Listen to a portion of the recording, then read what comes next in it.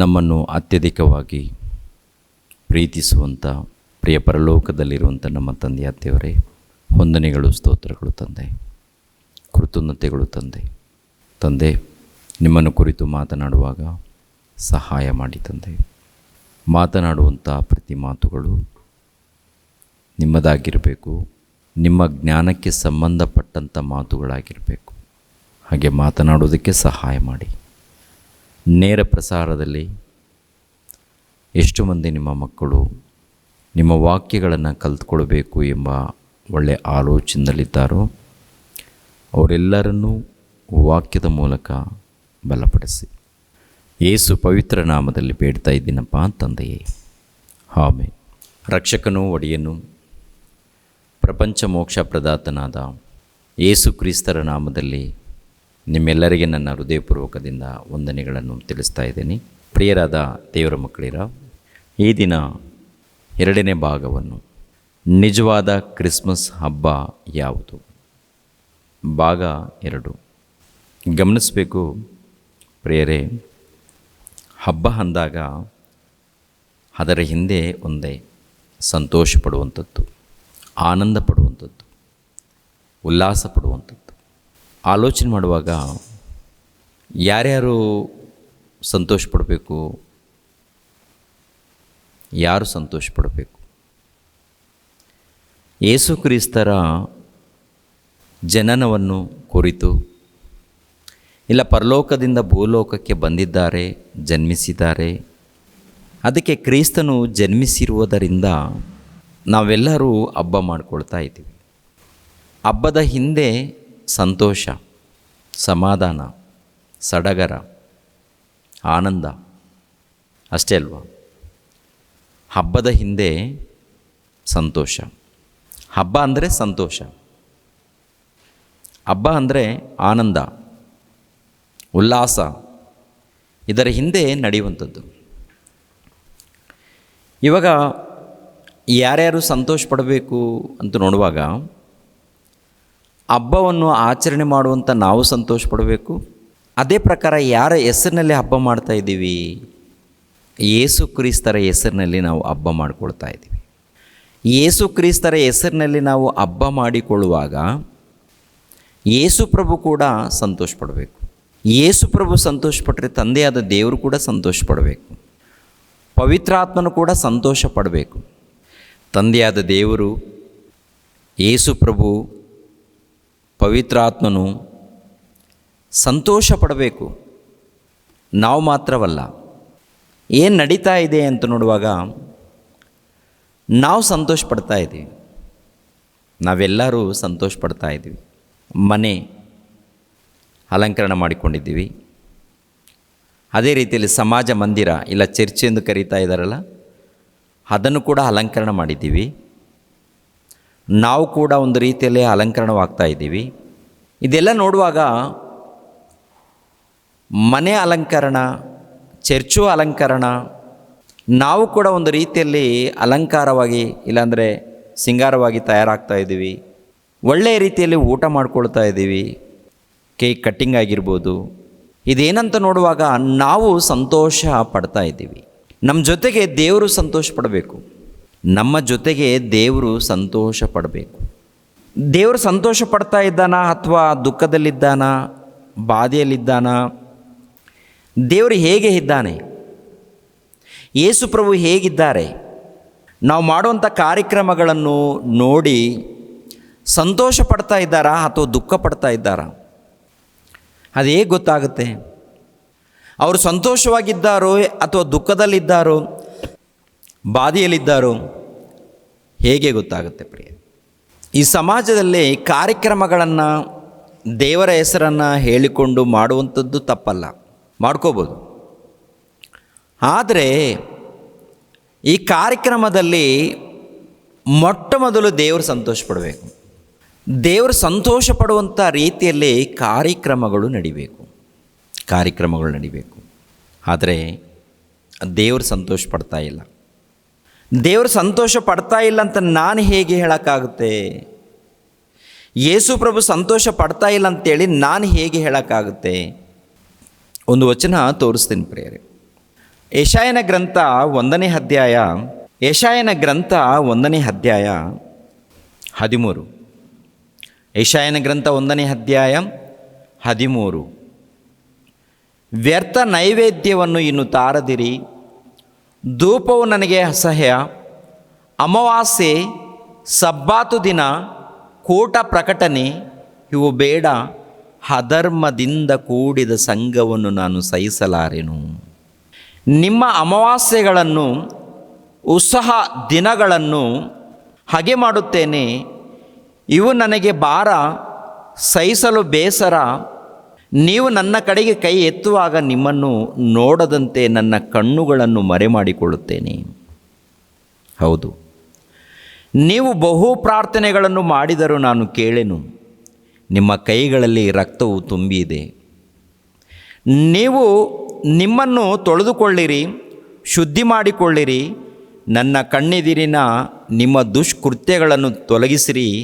ದುರಾಚಾರವನ್ನು ಬಿಡಿರಿ, ಸದಾಚಾರವನ್ನು ಅಭ್ಯಾಸ ಮಾಡಿರಿ. ನ್ಯಾಯ ನಿರತರಾಗಿ ಹಿಂಸಕನನ್ನು ತಿದ್ದಿ ಸರಿಪಡಿಸಿರಿ. ಅನಾಥರಿಗೆ ನ್ಯಾಯ ತೀರಿಸಿರಿ. ವಿಧವೆಯ ಪಕ್ಷವಾಗಿ ವಾದಿಸಿರಿ. ವಿಧವೆಯ ಪಕ್ಷವಾಗಿ. ಈ ಮಾತಿನಲ್ಲಿ ನೋಡುವಾಗ ಪ್ರಿಯರಾದ ದೇವರ ಮಕ್ಕಳಿರ 14ನೇ ವಚನದಲ್ಲಿ ನೋಡುವಾಗ 13-14, ವ್ಯರ್ಥ ನೈವೇದ್ಯವನ್ನು ಇನ್ನು ತಾರದಿರಿ, ಧೂಪವು ನನಗೆ ಅಸಹ್ಯ. ಅಮಾವಾಸ್ಯೆ, ಸಬ್ಬಾತು ದಿನ, ಕೂಟ ಪ್ರಕಟಣೆ ಇವು ಬೇಡ. ಅಧರ್ಮದಿಂದ ಕೂಡಿದ ಸಂಘವನ್ನು ನಾನು ಸಹಿಸಲಾರೆನು. ನಿಮ್ಮ ಅಮಾವಾಸ್ಯೆಗಳು, ಉತ್ಸಾಹ ದಿನಗಳು ಹಾಗೆ ಮಾಡುತ್ತೇನೆ. ಅಂದರೆ ಸಬ್ಬಾತು ದಿನಗಳಾಗಿರ್ಬೋದು, ಅಮಾವಾಸ್ಯೆ ದಿನಗಳಾಗಿರ್ಬೋದು, ಉತ್ಸಾಹ ದಿನಗಳಾಗಿರ್ಬೋದು, ಅಂದರೆ ಹಬ್ಬದ ದಿನಗಳು, ಹಬ್ಬಗಳು. ಪ್ರಿಯರ ದೇವ್ರ ಮಕ್ಕಳಿರ ಆಲೋಚನೆ ಮಾಡುವಾಗ ದೇವರು ದುಃಖ ಪಡ್ತಾ ಇದ್ದಾನೆ ಎನ್ನುವಂಥ ವಿಷಯ ಅರ್ಥ ಆಗ್ತಾ ಇದೆ. ದೇವರು ದುಃಖ ಪಡುವಂಥ ವಿಷಯವನ್ನು ಹೋಶಾಯ ಗ್ರಂಥ 2ನೇ ಅಧ್ಯಾಯ 11ನೇ ವಚನ, 2:11. ನಾನು ಅವಳ ಉತ್ಸಾಹ, ಹಬ್ಬ, ಅಮಾವಾಸ್ಯೆ, ಸಬ್ಬಾತು, ಮಹೋತ್ಸವ ಇವುಗಳನ್ನೆಲ್ಲ ನಿಲ್ಲಿಸಿ ಬಿಡುವೆನು. ಇವುಗಳನ್ನು ನಿಲ್ಲಿಸಿ ಬಿಡುತ್ತೇನೆ, ಹಬ್ಬಗಳನ್ನು. ಯಾರಿಗೆ ಹೇಳಿದ್ದಾನೆ ಅಂತ ನೋಡುವಾಗ ಇಸ್ರಾಯೇಲ್ರಿಗೆ. ಇವು ಬೇಡ, ಹಬ್ಬಗಳು ಬೇಡ ನನಗೆ. ನೀವು ಮಾಡುವಂಥ ಹಬ್ಬಗಳಿದೆಯಲ್ಲ, ಇದು ಬೇಡ ಅಂತ ಹೇಳಿದ್ದಾರೆ. ದೇವರು ಹೇಳಿರುವಂಥ ಮಾತು. ಯೆಶಾಯ ಗ್ರಂಥದಲ್ಲಿ ನೋಡುವಾಗ ನೊಂದುಕೊಂಡು ಹೇಳಿದ್ದಾನೆ. ಹೋಶಾಯ ಗ್ರಂಥದಲ್ಲಿ ನೋಡುವಾಗ ಬೇಡ ಅಂತ ಹೇಳ್ತಾರೆ. ಸಂಪೂರ್ಣವಾಗಿ ಇದು ಬೇಡ ಇದು ಅಂತ ಹೇಳ್ತಾನೆ. ಬೇಕಾದರೆ ಮತ್ತೊಂದು ಸಲ ರೆಫರೆನ್ಸು ಗಮನಿಸ್ರಿ. ಹೋಶಾಯನ ಗ್ರಂಥ 2ನೇ ಅಧ್ಯಾಯ 11ನೇ ವಚನ, ನಾನು ಅವಳ ಉತ್ಸಾಹ, ಹಬ್ಬ, ಅಮಾವಾಸ್ಯೆ, ಸಬ್ಬಾತು, ಮಹೋತ್ಸವ ಇವುಗಳನ್ನು ನಿಲ್ಲಿಸಿ ಬಿಡುವೆನು. ಅವಳ ಅಂದರೆ ಇಸ್ರಾಯೇಲ್ಯರನ್ನು ಕುರಿತು ಹೇಳುವಂಥ ಮಾತು. ಇಸ್ರಾಯೇಲ್ಯರನ್ನು ಕುರಿತು, ಯೆಹೂದ್ಯರನ್ನು ಕುರಿತು ಹೇಳಿರುವಂಥ ಮಾತು. ಅವರಿಗೆ ಹಬ್ಬಗಳನ್ನು ಕೊಟ್ಟಿದ್ದಾನೆ. ಪ್ರಾರಂಭದಲ್ಲಿ ಹಬ್ಬಗಳನ್ನು, ಅಮಾವಾಸ್ಯೆ ದಿನಗಳನ್ನು, ಆನಂತರ ಸಬ್ಬಾತು ದಿನಗಳನ್ನು, ಇವೆಲ್ಲವೂ ಕೂಡ ನೀವು ಆಚರಣೆ ಮಾಡಿ ಅಂತ ದೇವರೇ ಕೊಟ್ಟಿದ್ದಾರೆ. ದೇವರೇ ಕೊಟ್ಟಿರುವಾಗ ಕೊನೆಯದಾಗಿ ಅವ್ರಿಗೆ ಹೇಳಿರುವಂಥ ಮಾತೇನಂತ ನೋಡುವಾಗ ಇದು ಬೇಡ ಅಂತ ಹೇಳ್ತಾರೆ. ಯಾವಾಗ ಕೊಟ್ಟಿದ್ದಾರೆ, ಯಾವಾಗ ಬೇಡ ಅಂತ ಇದ್ದಾರೆ ಅಂತ ನೋಡುವಾಗ ಕ್ರಿಸ್ತ ಪೂರ್ವ 1450 ವರ್ಷಗಳ ಹಿಂದೆ ಮೋಶೆಯ ಮೂಲಕ ಕೊಟ್ಟಿದ್ದಾರೆ. ಹೋಶಾಯನ ಮೂಲಕ, ಯೆಶಾಯನ ಮೂಲಕ ಬೇಡ ಅಂತ ಇದ್ದಾರೆ. ಯೆಶಾಯನ ಕಾಲ ಯಾವಾಗ ಅಂತ ನೋಡುವಾಗ ಕ್ರಿಸ್ತ ಪೂರ್ವ 720ರಲ್ಲಿ. ಹೋಶಾಯನ ಕೂಡ ಅದೇ ಕಾಲ ಬರುತ್ತೆ, ಒಂದು ಸ್ವಲ್ಪ ವರ್ಷಗಳು. ಅಂದರೆ ಸುಮಾರು ಎಷ್ಟು ವರ್ಷಗಳಂದರೆ 800 ವರ್ಷಗಳ ಆದಮೇಲೆ ನಿಮ್ಮ ಅಮಾವಾಸ್ಯೆಗಳು, ಸಬ್ಬಾತು ದಿನಗಳು, ಇಲ್ಲಾಂದರೆ ಉತ್ಸಾಹ ದಿನಗಳು, ಹಬ್ಬಗಳು ಇವೆಲ್ಲ ಕೂಡ ನೋಡಿ ಸಾಕಾಗಿದೆ. ನೋಡಿ ಸಾಕಾಗಿದೆ. ಬೇಸರ, ಅಸಹ್ಯವಾಗ್ತಾ ಇದೆ. ನನಗೆ ಅಸಹ್ಯವಾಗ್ತಾ ಇದೆ, ನನಗೆ ಬೇಸರವಾಗ್ತಾ ಇದೆ, ನನಗೆ ಬೇಡ. ದೇವರು ಹೇಳಿರುವಂಥದ್ದು, ನಾನಲ್ಲ. ತಂದೆಯಾದ ದೇವರು ಹೇಳಿರುವಂಥದ್ದು, ನಾನು ಹೇಳ್ತಾ ಇಲ್ಲ. ಒಂದು ಕಾಲದಲ್ಲಿ ಇಸ್ರಾಯೇಲರಿಗೆ ಕೊಟ್ಟಿರುವಂಥ ಹಬ್ಬಗಳನ್ನು, ಅಮಾವಾಸ್ಯೆ ದಿನಗಳನ್ನು ಬೇಡ ಅಂತ ಹೇಳಿರುವಾಗ, ಅದನ್ನು ನಿಲ್ಲಿಸುತ್ತೇನಂತ ಹೇಳಿರುವಾಗ ನಾವು ಮಾಡಿದಾಗ ದೇವರು ಸಂತೋಷ ಪಡ್ತಾನ? ನಾವು ಮಾಡಿದಾಗ ದೇವರು ಸಂತೋಷ ಪಡ್ತಾನೆ ವರ್ಷಕ್ಕೊಂದು ಸಾರಿ. ಅದು ಕೂಡ ವರ್ಷಕ್ಕೊಂದು ಸಾರಿ ಹೇಗಿರುತ್ತೆ ಅಂತ ನೋಡುವಾಗ ಹೇಗಿರುತ್ತೆ ಅಂತ ನೋಡುವಾಗ ಎಲ್ಲ ಕೂಡ ನಮ್ಮ ಆಲೋಚನೆಗಳೇ, ದೇವರ ಆಲೋಚನೆಗಳೇನಿಲ್ಲ. ಈ ಕ್ರಿಸ್ಮಸ್ ಟ್ರೀ ಅನ್ನುವಂಥದ್ದಾಗಿರ್ಬೋದು, ಕ್ರಿಸ್ಮಸ್ ತಾತ ಅನ್ನುವಂಥದ್ದಾಗಿರ್ಬೋದು, ಕ್ರಿಸ್ಮಸ್ ಕೇಕ್ ಆಗಿರ್ಬೋದು, ಸ್ಟಾರ್ಗಳಾಗಿರ್ಬೋದು, ಲೈಟ್ಗಳಾಗಿರ್ಬೋದು, ಇವೆಲ್ಲ ಕೂಡ ಅಲಂಕರಣ ಮಾಡಿಕೊಳ್ಳುವಂಥದ್ದು. ಇದು ನಮ್ಮ ಆಲೋಚನೆ ಪ್ರಕಾರ ಹೊರತು ದೇವರ ಆಲೋಚನೆ ಮಾತ್ರವಲ್ಲ. ನೀವು ಒಪ್ಪಿದರೂ ಒಪ್ಪದೆ ಇದ್ದರೂ ಇರುವಂಥ ವಿಷಯಗಳು ಇಷ್ಟೇ. ಪ್ರಭು ಬಂದಿರುವಂಥ ವಿಷಯವನ್ನು ಆಲೋಚನೆ ಮಾಡೋಣ. ನೀವು ಒಪ್ಪಿದರೂ ಒಪ್ಪದೆ ಇದ್ದರೂ ಕೂಡ ಇರುವಂಥ ವಿಷಯಗಳಿಷ್ಟೇ. ಹಬ್ಬ ಮಾಡಬಾರ್ದಾ ಬ್ರದರ್ ಅಂತ ನೀವು ಕೇಳ್ಬೋದು. ಹಬ್ಬದಲ್ಲಿ ಏನಿದೆ? ಹಬ್ಬದಲ್ಲಿ ಏನಿದೆಪ್ಪ? ಪ್ರಪಂಚ ದೇಶದಲ್ಲಿ ಆಚರಣೆ ಮಾಡ್ತಾ ಇದ್ದಾರೆ ಹಬ್ಬ. ಅದರ ಹಿಂದೆ ಸಂತೋಷ ಪಡೋಣ, ಒಳ್ಳೆಯ ವಸ್ತ್ರಗಳನ್ನು ಧರಿಸ್ಕೊಳ್ಳೋಣ. ಈ ಕಾರ್ಯಕ್ರಮಗಳಿದೆಯಲ್ಲ, ಈ ಕಾರ್ಯಕ್ರಮಗಳು ದೇವರು ಮೆಚ್ಚುವಂಥ ರೀತಿಯಲ್ಲಿ ಕಾರ್ಯಕ್ರಮಗಳಿರಬೇಕು, ದೇವರು ಇಷ್ಟಪಡುವಂಥ ರೀತಿಯಲ್ಲಿ ಕಾರ್ಯಕ್ರಮಗಳು ಇರಬೇಕು ಅಂತ ಹೇಳ್ತಾ ಇದ್ದೇನೆ. ಹಬ್ಬ ಮಾಡ್ಕೊಳ್ಬಾರ್ದು ಅಂತಲ್ಲ, ಅವ್ರವ್ರ ಇಷ್ಟ ಅದು. ಆದರೆ ವಾಕ್ಯಕ್ಕೆ ಭಿನ್ನವಾದ ಕಾರ್ಯಕ್ರಮಗಳಿದ್ದರೆ ಅವರು ಶಾಪಗ್ರಸ್ತರಾಗ್ತಾರೆ. ಅದನ್ನೇ ಎಚ್ಚರಿಸ್ತಾ ಇದ್ದೀನಿ ನಾನು. ವಾಕ್ಯಕ್ಕೆ ಭಿನ್ನವಾಗಿ ನಡ್ಕೊಂಡಾಗ, ಭಿನ್ನವಾಗಿ ಕಾರ್ಯಕ್ರಮಗಳು ನಡೆಸಿದಾಗ ಏನಿದ್ರೂ ಪರವಾಗಿಲ್ಲ, ನಮ್ಮ ಕೂಗಾಟಗಳು, ನಮ್ಮ ಹಾಡುಗಳು, ನಮ್ಮ ಇವೆಲ್ಲ ಏನಿದ್ರೂ ಪರವಾಗಿಲ್ಲ, ದೇವರು ಮೆಚ್ಚಿಕೊಳ್ತಾನೆ ಅಂದರೆ ಅದು ನಿಮ್ಮ ಅವಿವೇಕತನ. ಈ ಕೊನೆ ದಿನಗಳು ಬಂದರೂ ಕೂಡ ನಾವು ಎಂಥ ಆಲೋಚನೆಯಲ್ಲಿದ್ದೀವಿ? ಲೋಕಕ್ಕೆ ಸಂಬಂಧಪಟ್ಟಂಥ ಆಲೋಚನೆಗಳು. ಜನರ ಮಧ್ಯದಲ್ಲಿ ಕ್ರಿಸ್ತನ ಒಂದು ಪ್ರೀತಿ ಉನ್ನತವಾಗಿ ತೋರಿಸ್ಕೊಡ್ಬೇಕಾಗತ್ತೆ. ಕೂಗಾಟಗಳಲ್ಲ, ಗಲಾಟೆಗಳಲ್ಲ, ಹೆಣ್ಣು ಮಕ್ಕಳ ಮೂಲಕ ಡಿಸ್ಕೋ ಡ್ಯಾನ್ಸ್ಗಳಲ್ಲ, ಅದು ಅಲ್ಲ. ಪುರುಷರ ಮೂಲಕನೂ ಅಲ್ಲ. ಇವಾಗ ಫಾದರ್ಗಳು, ದೊಡ್ಡ ಫಾದರ್ಗಳು ಕೂಡ ದೊಡ್ಡ ಚರ್ಚ್ಗಳಲ್ಲಿ ಸಿನಿಮಾದಲ್ಲಿ ಯಾವ ರೀತಿ ಸ್ಟೆಪ್ ಆಗ್ತಾ ಇದ್ದಾರೋ ಅದೇ ಥರ ಸ್ಟೆಪ್ಪುಗಳನ್ನು, ದಾವೀದನು ನಾಟ್ಯ ಮಾಡಿದ್ದಾನಲ್ವಾ, ದಾವೀದನು ಕುಣಿದಾಡಿದ್ದಾನಲ್ವಾ ಅಂತೇಳಿ ಮಾತಾಡ್ತಾ ಇರ್ತಾರೆ. ಅಪೋಸ್ತಲರು ಎಲ್ಲಾದರೂ ಕುಣಿದಾಡಿದ್ದಾರ? ತೋರಿಸ್ತೀರಾ? ಅಪೋಸ್ತಲರು ಯೇಸು ಕ್ರಿಸ್ತರು ಬಂದ ಮೇಲೆ ಅಪೋಸ್ತಲರು ಎಲ್ಲಾದರೂ ನಿಮ್ಮ ಹಾಗೆ ಕುಣಿದಾಡಿದ್ದಾರಾ? 1ನೇ ಶತಮಾನದಲ್ಲಿ ಇದ್ದಂಥ ಕ್ರೈಸ್ತರು ಎಲ್ಲಾದರೂ ಕುಣಿದಾಡಿದ್ದಾರಾ? ಸಿನಿಮಾದಲ್ಲಿ ಯಾವ ರೀತಿ ಸ್ಟೆಪ್ ಆಗ್ತಾ ಇದ್ದಾರೋ, ಸಿನಿಮಾದಲ್ಲಿ ಯಾವ ರೀತಿ ಡ್ಯಾನ್ಸ್ ಮಾಡ್ತಾ ಇದ್ದಾರೋ ಅದೇ ಪ್ರಕಾರ ಇವರು ಕೂಡ. ಏನಾದರೂ ಕೇಳಿದರೆ ದಾವೀದನು ನಾಟ್ಯ ಮಾಡಿದ್ದಾನಲ್ವ, ದಾವೀದನು ಕುಣಿದಿದ್ದಾನಲ್ವ ಅಂತೇಳಿ ದಾವೀದನು ತೋರಿಸ್ತಾರೆ. ದಾವೀದನು ಗೊಲಿಯಾತನ ತಲೆ ಕಡ್ದಿದ್ದಾನೆ, ನೀನು ಕಡಿಯೋಕ್ಕಾಗುತ್ತಾ? ದಾವೀದನು ಒಂದು ಸಾರಿ ಯುದ್ಧಕ್ಕೆ ಹೋದರೆ 10,000 ಮಂದಿ ಯುದ್ಧದಲ್ಲಿ ಕೊಂದಾಕಿದ್ದಾನೆ. ಇವಾಗ ನಿನಗೆ ಯುದ್ಧ ಇದೆಯಾ?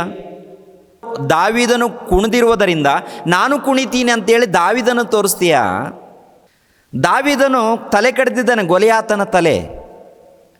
ದಾವೀದನು ಯುದ್ಧಕ್ಕೆ ಹೋದರೆ 10,000 ಗಟ್ಟಲೆ ಕೊಂದಾಗ್ತಿದ್ದಂತೆ. ನೀನು ಕೂಡ ಏನಾದರೂ ಕತ್ತಿ ಹಿಡಿತೀಯಾ? ನೀನು ಕೂಡ ಗೊಲಿಯಾತನನ್ನೇನಾದರೂ ಕೊಂದಾಗ್ತೀಯಾ? ಯುದ್ಧ ಇದೆಯಾ? ಇವಾಗ ಯುದ್ಧಗಳಿಲ್ವಲ್ಲ. ಆಗಿನ ಕಾಲದಲ್ಲಿ ಆತನಿಗೆ ಸಂಬಂಧಪಟ್ಟದ್ದು. ನೀನು ಹಾಡು ಹಾಡಬೇಕು, ಒಳ್ಳೆ ರೀತಿಯಿಂದ ವಾಕ್ಯದ ಪ್ರಕಾರ ಹಾಡಿರಬೇಕು, ದೇವರನ್ನು ಘನಪಡಿಸಬೇಕು, ದೇವರನ್ನು ಮಹಿಮೆ ಪಡಿಸ್ಬೇಕು. ಡ್ಯಾನ್ಸ್ಗಳಲ್ಲ. ಒಂದು ವೇಳೆ ಆಡಿಸಿದರೆ ಚಿಕ್ಕ ಮಕ್ಕಳಿದ್ರೆ ಆಡಿಸು, ಹೋಗಲಿ. ಚಿಕ್ಕ ಮಕ್ಕಳು ಇರ್ತಾರಲ್ಲ, ಚಿಕ್ಕ ಮಕ್ಕಳು, ಅವ್ರ ಮೂಲಕ. ಯವ್ವನ ಕಾಲದಲ್ಲಿ ಇದ್ದಂಥ ಹುಡುಗರನ್ನು ಹುಡುಗಿಯರನ್ನು ನಿಲ್ಲಿಸಿ ಸಿನಿಮಾದಲ್ಲಿ ಯಾವ ರೀತಿಯ ಡ್ರೆಸ್ಸುಗಳು ಮಾಡಿರ್ತಾರೋ ಅದೇ ಪ್ರಕಾರ ಡ್ರೆಸ್ಸುಗಳನ್ನು ಹಾಕಿ, ಅದು ದೇವರು ಒಪ್ಪೋದಿಲ್ಲ ಸಹೋದರ. ದೇವರು ಇಷ್ಟಪಡಲ್ಲ,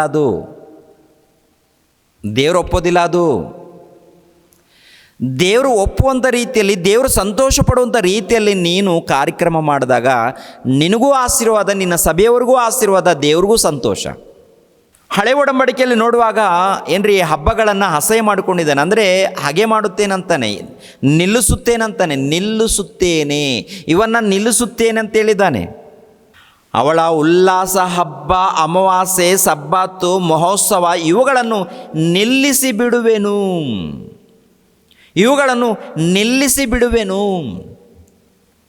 ಕ್ರಿಸ್ತಪೂರ್ವ ಸುಮಾರು ವರ್ಷಗಳ ಹಿಂದೆ ಹೇಳಿದ್ದಾನೆ. 1ನೇ ಶತಮಾನದಲ್ಲಿ ಯೇಸು ಕ್ರಿಸ್ತರ ಮೂಲಕ ಇವೆಲ್ಲ ನಿಲ್ಲಿಸಿದ್ದಾನೆ. ಸಬ್ಬತ್ತು ದಿನ, ಆನಂತರ ಅಮಾವಾಸ್ಯೆಗಳಾಗಿರ್ಬೋದು, ಹಬ್ಬಗಳಾಗಿರ್ಬೋದು, ಸುನ್ನತಿ ಆಗಿರ್ಬೋದು, ಬಲಿಗಳಾಗಿರ್ಬೋದು, ಇವೆಲ್ಲ ಕೂಡ ಇಸ್ರಾಯೇಲರಿಗೆ ಕೊಡಲ್ಪಟ್ಟಿದೆ. ಒಂದಲ್ಲ, ಹಬ್ಬಗಳು ಕೊಡಲ್ಪಟ್ಟಿದೆ, ಸುನ್ನತಿ ಕಾರ್ಯಕ್ರಮ, ಬಲಿ ಕಾರ್ಯಕ್ರಮ, ಅನೇಕ ಕಾರ್ಯಕ್ರಮಗಳು ಅವರಿಗೆ ಕೊಡಲ್ಪಟ್ಟಿದೆ. ಇವೆಲ್ಲ ಕೂಡ ದೇವರು ಯೇಸು ಕ್ರಿಸ್ತರ ಮೂಲಕ ರದ್ದು ಮಾಡಿದ್ದಾರೆ, ಯೇಸು ಕ್ರಿಸ್ತರ ಮೂಲಕ ತೆಗೆದುಹಾಕಿದ್ದಾರೆ. ಅವ್ರಿಗೇನೆ ತೆಗೆದುಹಾಕಿರುವಾಗ ಮತ್ತು ನೀನು ಒಂದು ವೇಳೆ ನೀನು ಮಾಡಿದ್ರೆ, ನೀನು ಒಂದು ವೇಳೆ ಕಾರ್ಯಕ್ರಮ ಮಾಡಿಕೊಂಡ್ರೆ ಅದು ನಿಜವಾದ ಕಾರ್ಯಕ್ರಮ ಆಗಿರಬೇಕು, ಅದು ದೇವರು ಇಷ್ಟಪಡುವಂಥ ಕಾರ್ಯಕ್ರಮ ಆಗಿರಬೇಕು. ಓಕೆ, ಪ್ರಪಂಚ ದೇಶದಲ್ಲಿ ದೇವರ ಮಕ್ಕಳು ಎಂದು ಕರೆಯಲ್ಪಡುತ್ತಿರುವಂಥ ಕ್ರೈಸ್ತರೆಲ್ಲರೂ ಕೂಡ ಏನ್ರಿ ಎಲ್ಲ ಕಡೆ ಪ್ರೋಗ್ರಾಮ್ಗಳು ನಡೀತಾ ಇದೆ. ಇದರಲ್ಲಿ ಎಲ್ಲ ದೇಶದಲ್ಲಿ ಎಲ್ಲ ಕಡೆ ಅದ್ಭುತವಾಗಿ ವಾಕ್ಯದ ಪ್ರಕಾರ ಬೋಧನೆ ಹೋಗಬೇಕು ಪ್ರಿಯರೇ, ವಾಕ್ಯದ ಪ್ರಕಾರ ಬೋಧನೆ ಹೋಗಬೇಕು, ವಾಕ್ಯದ ಪ್ರಕಾರ ಕಾರ್ಯಕ್ರಮಗಳು ನಡಿಬೇಕು. ನಡೆದಾಗ ದೇವರಿಗೆ ಮಹಿಮೆ ಉಂಟಾಗುತ್ತೆ. ಪ್ರಪಂಚ ದೇಶದಲ್ಲಿ ಕ್ರಿಸ್ಮಸ್ ಅಂತೇಳಿ ಯೇಸು ಕ್ರಿಸ್ತರು ಹುಟ್ಟಿದ ಅದಕ್ಕೆ ಕ್ರಿಸ್ಮಸ್ ಹಬ್ಬ ಅಂತ ಮಾಡ್ತಾ ಇದ್ದಾರೆ. ಅದು ಮಾಡೋದು ತಪ್ಪು ಅಂತ ನಾನು ಹೇಳ್ತಾ ಇಲ್ಲ, ಆದರೆ ದೇವರು ಮೆಚ್ಚುವಂಥ ಕಾರ್ಯಕ್ರಮಗಳು ನಡಿಬೇಕು, ದೇವರು ಇಷ್ಟಪಡುವಂಥ ಕಾರ್ಯಕ್ರಮಗಳು ನಡಿಬೇಕು ಅನ್ನೋದೇ ನನ್ನ ತಾತ್ಪರ್ಯ. ಪ್ರಿಯರ ದೇವ್ರ ಮಕ್ಕಳಿರ, ಆಲೋಚನೆ ಮಾಡಿ. ನಿನ್ನೆ ಕೆಲವು ವಿಷಯಗಳನ್ನು ಮಾತನಾಡಿ ಯೆಶಾಯ ಗ್ರಂಥದಲ್ಲಿ ನಿಲ್ಲಿಸಿದ್ದೇವೆ, ಮತ್ತೆ ಅಲ್ಲಿಗೆ ಬರೋಣ. ಯೆಶಾಯ ಗ್ರಂಥ 9ನೇ ಅಧ್ಯಾಯ 6ನೇ ವಚನ. ಯೆಶಾಯ ಗ್ರಂಥ 9ನೇ ಅಧ್ಯಾಯ 6ನೇ ವಚನ ನೋಡೋಣ. ಒಂದು ಮಗು ನಮಗಾಗಿ ಹುಟ್ಟಿದೆಯಷ್ಟೇ, ವರದ ಮಗನು ನಮಗೆ ದೊರೆತನು, ಆಡಳಿತವು ಆತನ ಬಾಹುವಿನ ಮೇಲೆ ಇರುವುದು, ಅದ್ಭುತ ಸ್ವರೂಪನು, ಆಲೋಚನೆಕರ್ತನು, ಪರಾಕ್ರಮಿಯಾದ ದೇವರು, ನಿತ್ಯನಾದ ತಂದೆ, ಸಮಾಧಾನದ ಪ್ರಭು ಎಂಬವು ಅವನ ಹೆಸರು. ಅಂದರೆ ಕೆಲವು ವಿಷಯಗಳನ್ನು ತಿಳ್ಕೊಂಡಿದ್ದೀವಿ ಈ ದಿನ. ಪರಾಕ್ರಮಿಯಾದ ದೇವರು, ನಿತ್ಯನಾದ ತಂದೆ, ಸಮಾಧಾನದ ಪ್ರಭು. ಪರಾಕ್ರಮಿಯಾದ ದೇವರು ಅಂದಾಗ ಪರಾಕ್ರಮವನ್ನು ಯಾವುದರಲ್ಲಿ? ಈ ಜಗತ್ತೇ ಅವರದು, ಈ ಜಗತ್ತೇ ಅವರದು. ಈ ಜಗತ್ತಿನಲ್ಲಿ ಎಲ್ಲ ಕೂಡ ಅವರ ಹತೋಟಿಯಲ್ಲಿದೆ. ಹಾಗಿರುವಾಗ ಅವರ ಪರಾಕ್ರಮ ಯಾವುದರಲ್ಲಿ? ಅವರ ಪರಾಕ್ರಮ ಯಾವುದರಲ್ಲಿ ತೋರಿಸುವಂಥದ್ದು? ಲೋಕವನ್ನು ಉಂಟು ಮಾಡಿದ್ದಾರಾ? ಉಂಟು ಮಾಡಿದ್ದಾರೆ. ಒಂದು ವೇಳೆ ಲೋಕವನ್ನು ನಾಶ ಮಾಡಬೇಕಾ? ನೋಹನ ಕಾಲದಲ್ಲಿ ಜಲಪ್ರಳಯವನ್ನು ತರಿಸಿ ನಾಶ ಮಾಡಿದ್ದಾರೆ, ಹೌದಲ್ವೋ? ಆಗಿನ ಕಾಲದಲ್ಲಿ ಒಂದೇ ಒಂದು ಕುಟುಂಬವನ್ನು ಕಾಪಾಡಿದ್ದಾರೆ. ಏನು ಕಾಣುತ್ತೆ ಅಲ್ಲಿ ಅಂತ ನೋಡುವಾಗ ದೇವರ ಪರಾಕ್ರಮ ಕಾಣುತ್ತೆ. ಪ್ರಕೃತಿಯಲ್ಲಿ ಶಕ್ತಿ ಇದೆ, ಮಾಡಿದ್ದಾರೆ. ಇವಾಗ ಇನ್ನೇನು ಅಂತ ನೋಡುವಾಗ ನೋಹನ ಕಾಲದಲ್ಲಿ ಇಲ್ಲ, ಎರಡನೇದಾಗಿ ಲೋಟನ ಕಾಲದಲ್ಲಿ ಕೂಡ ಸೊದಮ ಗೊಮರ ಪಟ್ಟಣವನ್ನು, ಆ ಸೊದಮ ಗೊಮರ ಪರಿಸರ, ಹಳ್ಳಿ ಪಳ್ಳಿಗಳನ್ನು ಎಲ್ಲವನ್ನು ಕೂಡ ಸುಟ್ಟು ಏನು ಮಾಡ್ತಾರೆ? ಆಕಾಶದಿಂದ ಅಗ್ನಿ ಗಂಧಕಗಳನ್ನು ಸುರಿಸಿ ಏನ್ರಿ ನಾಶ ಮಾಡ್ತಾರೆ ಪ್ರಿಯರೇ. ಆ ವಿಷಯದಲ್ಲಿ ಪರಾಕ್ರಮ ಅಂತ ಹೇಳ್ಬೇಕಾ? ಅದೊಂದು ರೀತಿಯಲ್ಲಿ ದೇವರ ಪರಾಕ್ರಮವನ್ನು ತೋರಿಸ್ಕೊಂಡಿದ್ದಾರೆ ಏನ್ರಿ. ಇನ್ನೊಂದು ವಿಷಯ ನೋಡುವಾಗ ಯೇಸು ಕ್ರಿಸ್ತರು 1ನೇ ಶತಮಾನದಲ್ಲಿ ಬಂದಿದ್ದಾರೆ ನೋಡಿ. ನಮ್ಮಂತಹ ಆಕಾರವನ್ನು ಧರಿಸ್ಕೊಂಡಿದ್ದಾರೆ, ನಮ್ಮಂತಹ ಆಕಾರವನ್ನು. ನಿನಗೆ ಯಾವ ರೀತಿ ಹಸುವೆ ಇದೆಯೋ, ನಿಮಗೆ ಯಾವ ರೀತಿ ದಾಹ ಇದೆಯೋ, ನಿಮಗೆ ಯಾವ ರೀತಿ ನಿದ್ದೆ ಬರುತ್ತೋ, ನಿಮಗೆ ಯಾವ ರೀತಿ ಶರೀರ ಕೋರಿಕೆಗಳು ಇರುತ್ತೋ, ಇಂಥ ಶರೀರವನ್ನು ಅಂದರೆ ಹಸುವೆಯಾಗುವಂಥದ್ದು, ಬಾಯಾರಿಕೆ ಆಗಿರುವಂಥದ್ದು, ನಿದ್ದೆ ಮಾಡುವಂಥದ್ದು, ಇಲ್ಲ ಶರೀರದಲ್ಲಿ ಕೋರಿಕೆಗಳು ಹುಟ್ಟುವಂಥದ್ದು, ಇವೆಲ್ಲವನ್ನು ಕೂಡ ಇರುವಂಥ ಶರೀರವನ್ನು, ಅಂದರೆ ನಮ್ಮಂಥ ಶರೀರವನ್ನೇ ಯೇಸು ಪ್ರಭು ಧರಿಸ್ಕೊಂಡು ಬಂದಿದ್ದಾರೆ. ನಮ್ಮಂಥ ಶರೀರವನ್ನು ಧರಿಸ್ಕೊಂಡಿದ್ದಾರೆ. ನಮ್ಗೆ ಯಾವ ರೀತಿ ದಾಹ ಇರುತ್ತೆ, ಅವ್ರಿಗೂ ಕೂಡ ಅದೇ ಪ್ರಕಾರ ದಾಹ. ನಮ್ಗೆ ಯಾವ ರೀತಿ ಹಸುವೆ, ಅದೇ ಪ್ರಕಾರ ಅವ್ರಿಗೂ ಕೂಡ ಹಸುವೆ. ಅಂದರೆ ಪರಲೋಕದಿಂದ ಬಂದಿರುವಂಥ ಪ್ರಭು ತನ್ನ ಪರಾಕ್ರಮವನ್ನು ತೋರಿಸ್ಕೊಳ್ಬೇಕಾದ್ರೆ ಯಾವ ರೀತಿ ಅಂದರೆ ಎಲ್ಲ ಶಕ್ತಿ ಇರುವುದರಿಂದ ಪರಾಕ್ರಮ ತೋರಿಸ್ಕೊಳ್ಳುವಂಥದ್ದಲ್ಲ. ಟೋಟಲ್ ಜಗತ್ತನ್ನೇ ಸರ್ವನಾಶ ಮಾಡಬಲ್ಲ, ಜಗತ್ತನ್ನು ಅದ್ಭುತವಾಗಿ ನಿರ್ಮಾಣ ಮತ್ತೆ ಅದ್ಭುತವಾಗಿ ಮಾಡಬಲ್ಲ. ಅದು ಅಲ್ಲ ಪರಾಕ್ರಮ. ಒಂದು ರೀತಿಯಲ್ಲಿ ಅದು ತೋರಿಸ್ಕೊಂಡ್ರೆ, ಇನ್ನೊಂದು ರೀತಿಯಲ್ಲಿ ಪ್ರಿಯರ ದೇವ್ರ ಮಕ್ಕಳಿರ, ನಮ್ಮಂಥ ಶರೀರವನ್ನು ಧರಿಸಿಕೊಂಡು ಪರಾಕ್ರಮವನ್ನು ತೋರಿಸ್ಬೇಕು. ನಮ್ಮಂಥ ಶರೀರ ಅಂದರೆ ದೇವರ ಮಹಾಶಕ್ತಿಯನ್ನು ಭೌತಿಕವಾಗಿ ಬಳಸಿಕೊಳ್ಳದೆ, ದೇವರ ಮಹಾಶಕ್ತಿಯನ್ನು ಸ್ವಂತಕ್ಕಾಗಿ ಬಳಸಿಕೊಳ್ಳದೆ, ನಮ್ಮ ಹಾಗೆ ಬದುಕಿ, ನಮ್ಮ ಹಾಗೆ ಜೀವಿಸಿ, ಪರಿಶುದ್ಧನಾಗಿ ಜೀವಿಸಿ ಸೈತಾನನನ್ನು ಗೆಲ್ಲಬೇಕು. ಸೈತಾನನ ಬಳಿಯಲ್ಲಿ, ಇಲ್ಲ ತನ್ನ ದೇಹದ ಬಳಿಯಲ್ಲಿ, ಎಲ್ಲದರಲ್ಲಿ ಪರಾಕ್ರಮವನ್ನು ತೋರಿಸ್ಬೇಕಾತನು. ಪರಾಕ್ರಮವನ್ನು. ಇವಾಗ ಸೈತಾನನು ಕಣ್ಣಿಗೆ ಕಾಣಲ್ಲ. ಸೈತಾನನು ಆತ್ಮ, ದುರಾತ್ಮ, ಹೌದಲ್ವ? ಸೈತಾನನು ದುರಾತ್ಮ ಆಗಿರುವಾಗ ಆ ಸೈತಾನನ ಒಂದು ಕುತಂತ್ರವನ್ನು ತಿಳಿಬೇಕಾದ್ರೆ, ತಿಳಿದು ಅವನನ್ನು ಗೆಲ್ಲಬೇಕಾದ್ರೆ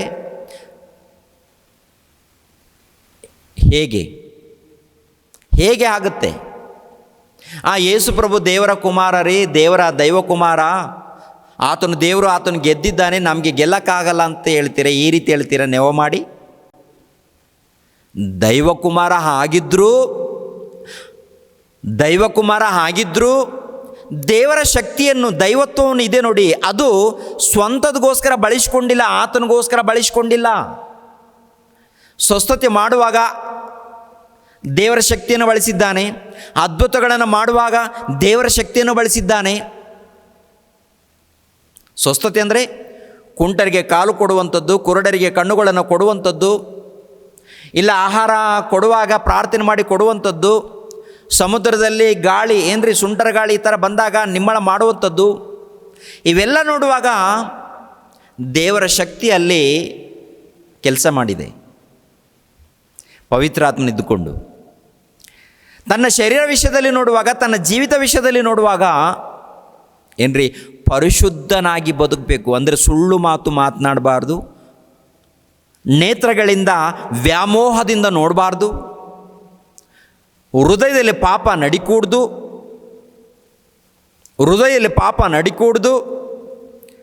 ಕಣ್ಣಿನ ಮೂಲಕ ವ್ಯಾಮೋಹದಿಂದ ನೋಡಬಾರ್ದು, ಸುಳ್ಳು ಮಾತುಗಳನ್ನು ಮಾತನಾಡಕೂಡ್ದು. ಸೈತಾನನನ್ನು ಗೆಲ್ಲಬೇಕಿವಾಗ. ಹೇಗಿರುತ್ತೆ ಈ ಭೂಮಿಯ ಮೇಲೆ ಆದಿ ಮಾನವನ ಮೊದಲುಗೊಂಡು ಇಂದಿನ ತನಕ ಇಂಥ ಪರಾಕ್ರಮಶಾಲಿಯಾಗಿರುವಂಥ ಭಕ್ತರು, ಶಕ್ತರು ಯಾರಾದರಿದ್ದಾರಾ? ಪರಾಕ್ರಮಶಾಲಿಗಳು ಯಾರಾದರಿದ್ದಾರಾ? ಪರಾಕ್ರಮಶಾಲಿಗಳು, ಮಹಾವೀರರು, ಯೋಧರು ಅಂತ ಹೇಳ್ಕೊಳ್ತಾರೆ. ಎಷ್ಟೋ ಸುಳ್ಳು ಮಾತುಗಳು, ಎಷ್ಟೋ ಮೋಸಗಳು, ಎಷ್ಟೋ ಅನ್ಯಾಯಗಳು ಇದು ನಡೆದಿದೆ ಮನುಷ್ಯರ ಮಧ್ಯದಲ್ಲಿ ನೋಡುವಾಗ, ಮಾನವರ ಮಧ್ಯದಲ್ಲಿ ನೋಡುವಾಗ ಇವರು ಪರಾಕ್ರಮಶಾಲಿಗಳು, ಯೋಧರು, ಮಹಾಜ್ಞಾನಿಗಳು, ಮಹಾಬಲಾಢ್ಯರು ಅಂತ ಹೇಳ್ತಾರೆ. ಆದರೂ ಕೆಲವ್ರ ಮಧ್ಯದಲ್ಲಿ ತಪ್ಪುಗಳು ನಡೀತಾ ಇರುತ್ತೆ. ಆದರೆ ಯೇಸು ಕ್ರಿಸ್ತರು ದೈವಕುಮಾರನಾಗಿದ್ದರೂ ನಮ್ಮಂಥ ದೇಹವನ್ನು ಧರಿಸಿಕೊಂಡು, ನಮ್ಗೆ ಯಾವ ರೀತಿ ಹಸಿವು ಇರುತ್ತೋ, ನಮ್ಗೆ ಯಾವ ರೀತಿ ಕೋರಿಕೆ ಇರುತ್ತೋ, ನಮ್ಗೆ ಯಾವ ರೀತಿ ನಿದ್ದೆ ಇರುತ್ತೋ ಅಂಥ ದೇಹ, ನಮ್ಮಂಥ ದೇಹವನ್ನು ಧರಿಸಿಕೊಂಡು ಈ ಸಮಾಜದಲ್ಲಿ ಉನ್ನತನಾಗಿ ಬದುಕಿದ್ದಾನೆ. ಪ್ರಿಯರೇ, ಈ ಸಮಾಜದಲ್ಲಿ ಶ್ರೇಷ್ಠನಾಗಿ, ಈ ಸಮಾಜದಲ್ಲಿ ಪರಿಶುದ್ಧನಾಗಿ, ಈ ಸಮಾಜದಲ್ಲಿ ನೀತಿವಂತನಾಗಿ ಅದ್ಭುತವಾಗಿ ಜೀವಿಸಿದ್ದಾನೆ. ಅದ್ಭುತ ಸ್ವರೂಪನು, ಆಲೋಚನೆಕರ್ತನು, ಪರಾಕ್ರಮಿಯಾದ ದೇವರು. ಅಂದರೆ ಆದಿಕಾಂಡದಿಂದ ಪ್ರಕಟಣೆ ಗ್ರಂಥದವರೆಗೆ ನೋಡುವಾಗ ಎಷ್ಟು ಮಂದಿ ಮಾನವರಿದ್ದಾರೋ ಅವರೆಲ್ಲರೂ ಕೂಡ ಭಕ್ತಿಯಲ್ಲಿ ಇದ್ದರು. ಕೆಲವರು ಭಕ್ತಿಯಲ್ಲಿ ಇದ್ದರೂ ಕೂಡ ಅಲ್ಲಲ್ಲಿ ಕೆಲವು ಸಂದರ್ಭಗಳಲ್ಲಿ ತಪ್ಪು ಮಾತು ಮಾತನಾಡುವಂಥದ್ದು, ಎಲ್ಲೋ ಒಂದು ಕಡೆ ತಪ್ಪು ನಡೆದಿದೆ ರೀ ಮನುಷ್ಯರ ಮಧ್ಯದಲ್ಲಿ. ಆದರೆ ಯೇಸು ಪ್ರಭು ವಿಷಯದಲ್ಲಿ ನೋಡುವಾಗ ಮಾತಿನಲ್ಲಿ ತಪ್ಪಿಲ್ಲ, ಕಣ್ಣಿನಲ್ಲಿ ತಪ್ಪಿಲ್ಲ, ಹೃದಯದಲ್ಲಿ ಪಾಪ ಇಲ್ಲ, ಈ ದೇಹದ ಮೂಲಕ ಪಾಪವಿಲ್ಲ. ಅದಕ್ಕೆ ಆಗಿನ ಕಾಲದಲ್ಲಿ ನನ್ನಲ್ಲಿ ಪಾಪ ಇದೆ ಎಂದು ನಿಮ್ಮಲ್ಲಿ ಯಾವನು ರುಜು ಮಾಡ್ತಾರೆ? ಸವಾಲ್. ನನ್ನಲ್ಲಿ ಪಾಪ ಇದೆ ಎಂದು, ನನ್ನಲ್ಲಿ ಪಾಪಗಳು ಇದೆ ಎಂದು, ನನ್ನಲ್ಲಿ ತಪ್ಪುಗಳು ಇದೆ ಎಂದು ನಿಮ್ಮಲ್ಲಿ ಯಾರು ರುಜುಪಡಿಸೋರು ಯಾರಿದ್ದಾರೆ ಅಲ್ಲ ಅಂತ ನೋಡುವಾಗ ಶಾಸ್ತ್ರಿಗಳು ಇದ್ದಾರೆ, ಪರಿಸಾಯರು ಇದ್ದಾರೆ, ಯಾಜಕರು ಇದ್ದಾರೆ, ಮಹಾಯಾಜಕರು ಇದ್ದಾರೆ, ಉನ್ನತರು ಶ್ರೇಷ್ಠರು ಎಂದು ಜ್ಞಾನಿಗಳು ಎಂದು ಕರೆಯಲ್ಪಡುತ್ತಿರುವಂಥ ಅವರು ಇದ್ದಾಗ ಅವರ ಮಧ್ಯದಲ್ಲಿ ಯೇಸು ಪ್ರಭು ಮಾತನಾಡಿರುವಂಥ ಮಾತೆಂಥದ್ದು ನೋಡುವಾಗ ನನ್ನಲ್ಲಿ ಪಾಪ ಇದೆ ಎಂದು ನಿಮ್ಮಲ್ಲಿ ಯಾರು ರುಜು ಮಾಡ್ತೀರಾ? ಅಂದರೆ ಈ ಲೋಕದಲ್ಲಿ ನೋಡುವಾಗ ಪ್ರಿಯರಾದ ದೇವರ ಮಕ್ಕಳಿರ ಏನ್ರಿ, ಅದ್ಭುತವಾಗಿ ಬದುಕಿರುವಂಥ ವ್ಯಕ್ತಿ, ಅದ್ಭುತವಾಗಿ ಜೀವಿಸಿರುವಂಥ ವ್ಯಕ್ತಿ ಈ ಪ್ರಪಂಚ ದೇಶದಲ್ಲಿ ಶಕಪುರುಷನಾಗಿರುವಂಥ ಕ್ರಿಸ್ತನು. ಆತನ ಇತಿಹಾಸ ನೋಡಬೇಕಾಗತ್ತೆ. ಕೆಲವರು ಕಳ್ಳರು ಒಪ್ಪೋದಿಲ್ಲ ರೀ, ದೊಡ್ಡ ಕಳ್ಳರು ಇವರು. ನೀನು ಒಪ್ಪಿದರೆ ಎಷ್ಟು, ನೀನು ಬಿಟ್ಟರೆ ಎಷ್ಟು, ನೀನು ಒಪ್ಪಿದರೆ ಎಷ್ಟು, ನೀನು ಬಿಟ್ಟರೆ ಎಷ್ಟು. ಯೇಸು ಕ್ರಿಸ್ತರು ಮಹಾಪರಾಕ್ರಮಶಾಲಿ. ಈ ಲೋಕದಲ್ಲಿ ಪರಿಶುದ್ಧನಾಗಿ ಜೀವಿಸ್ಬೇಕಂದ್ರೆ ಅದು ಸಾಮಾನ್ಯವಾದಂಥ ವಿಷಯವಲ್ಲ. ದೇಹವನ್ನು ಕಂಟ್ರೋಲ್ ಮಾಡ್ಕೋಬೇಕು, ಮನಸ್ಸನ್ನು ಕಂಟ್ರೋಲ್ ಮಾಡ್ಕೋಬೇಕು.